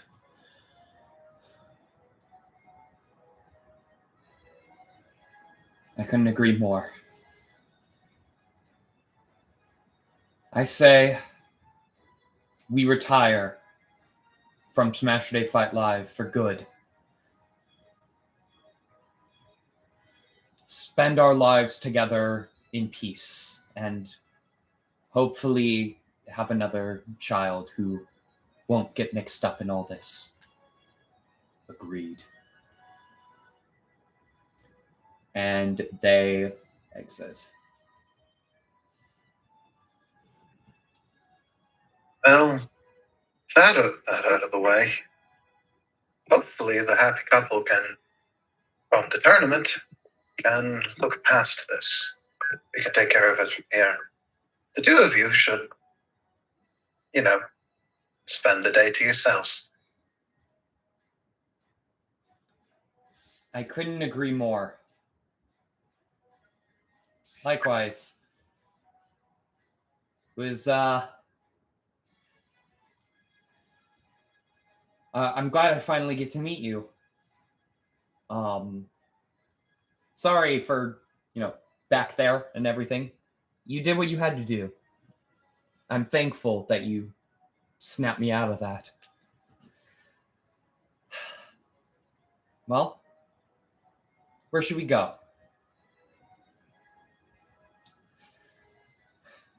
Where we should go is a gym to train for Saturday. Fair enough.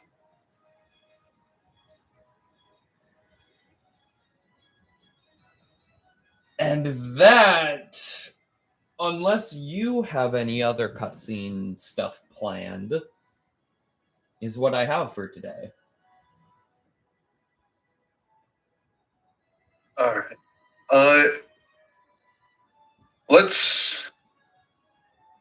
I'd like to set something up. Okay. As we cut to seeing Aaron specifically.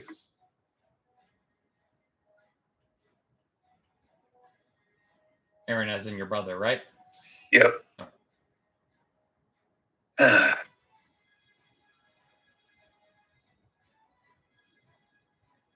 Well, then, there you have it.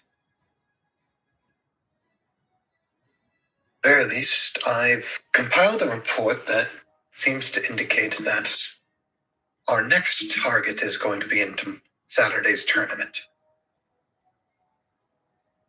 Good.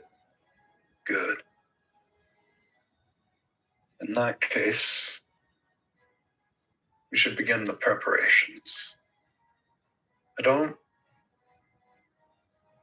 I know you remain a bachelor, so find whoever in our ranks works the best. And I'll make sure that we'll be ready. All right. Shouldn't be too hard. We got enough people around here.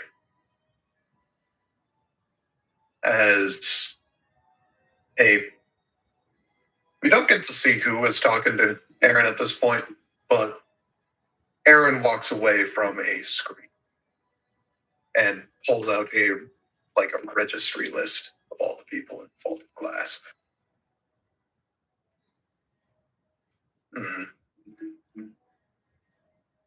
Shouldn't be too hard, but there's not going to be a lot of synergy or combat potential. Maybe I could work something out. I'm me. I definitely can. As cutscene. All right, that is going to be it. I'm not gonna do character creation right now because I think my mom needs me for something. So that's just gonna be the end of the stream. But tune in Saturday for the couples doubles tournament, which will of course feature Ravioli and Cedarberry, as well as other couples from the other factions. So be on the lookout for that. And as always, don't have a good day. Have a great day.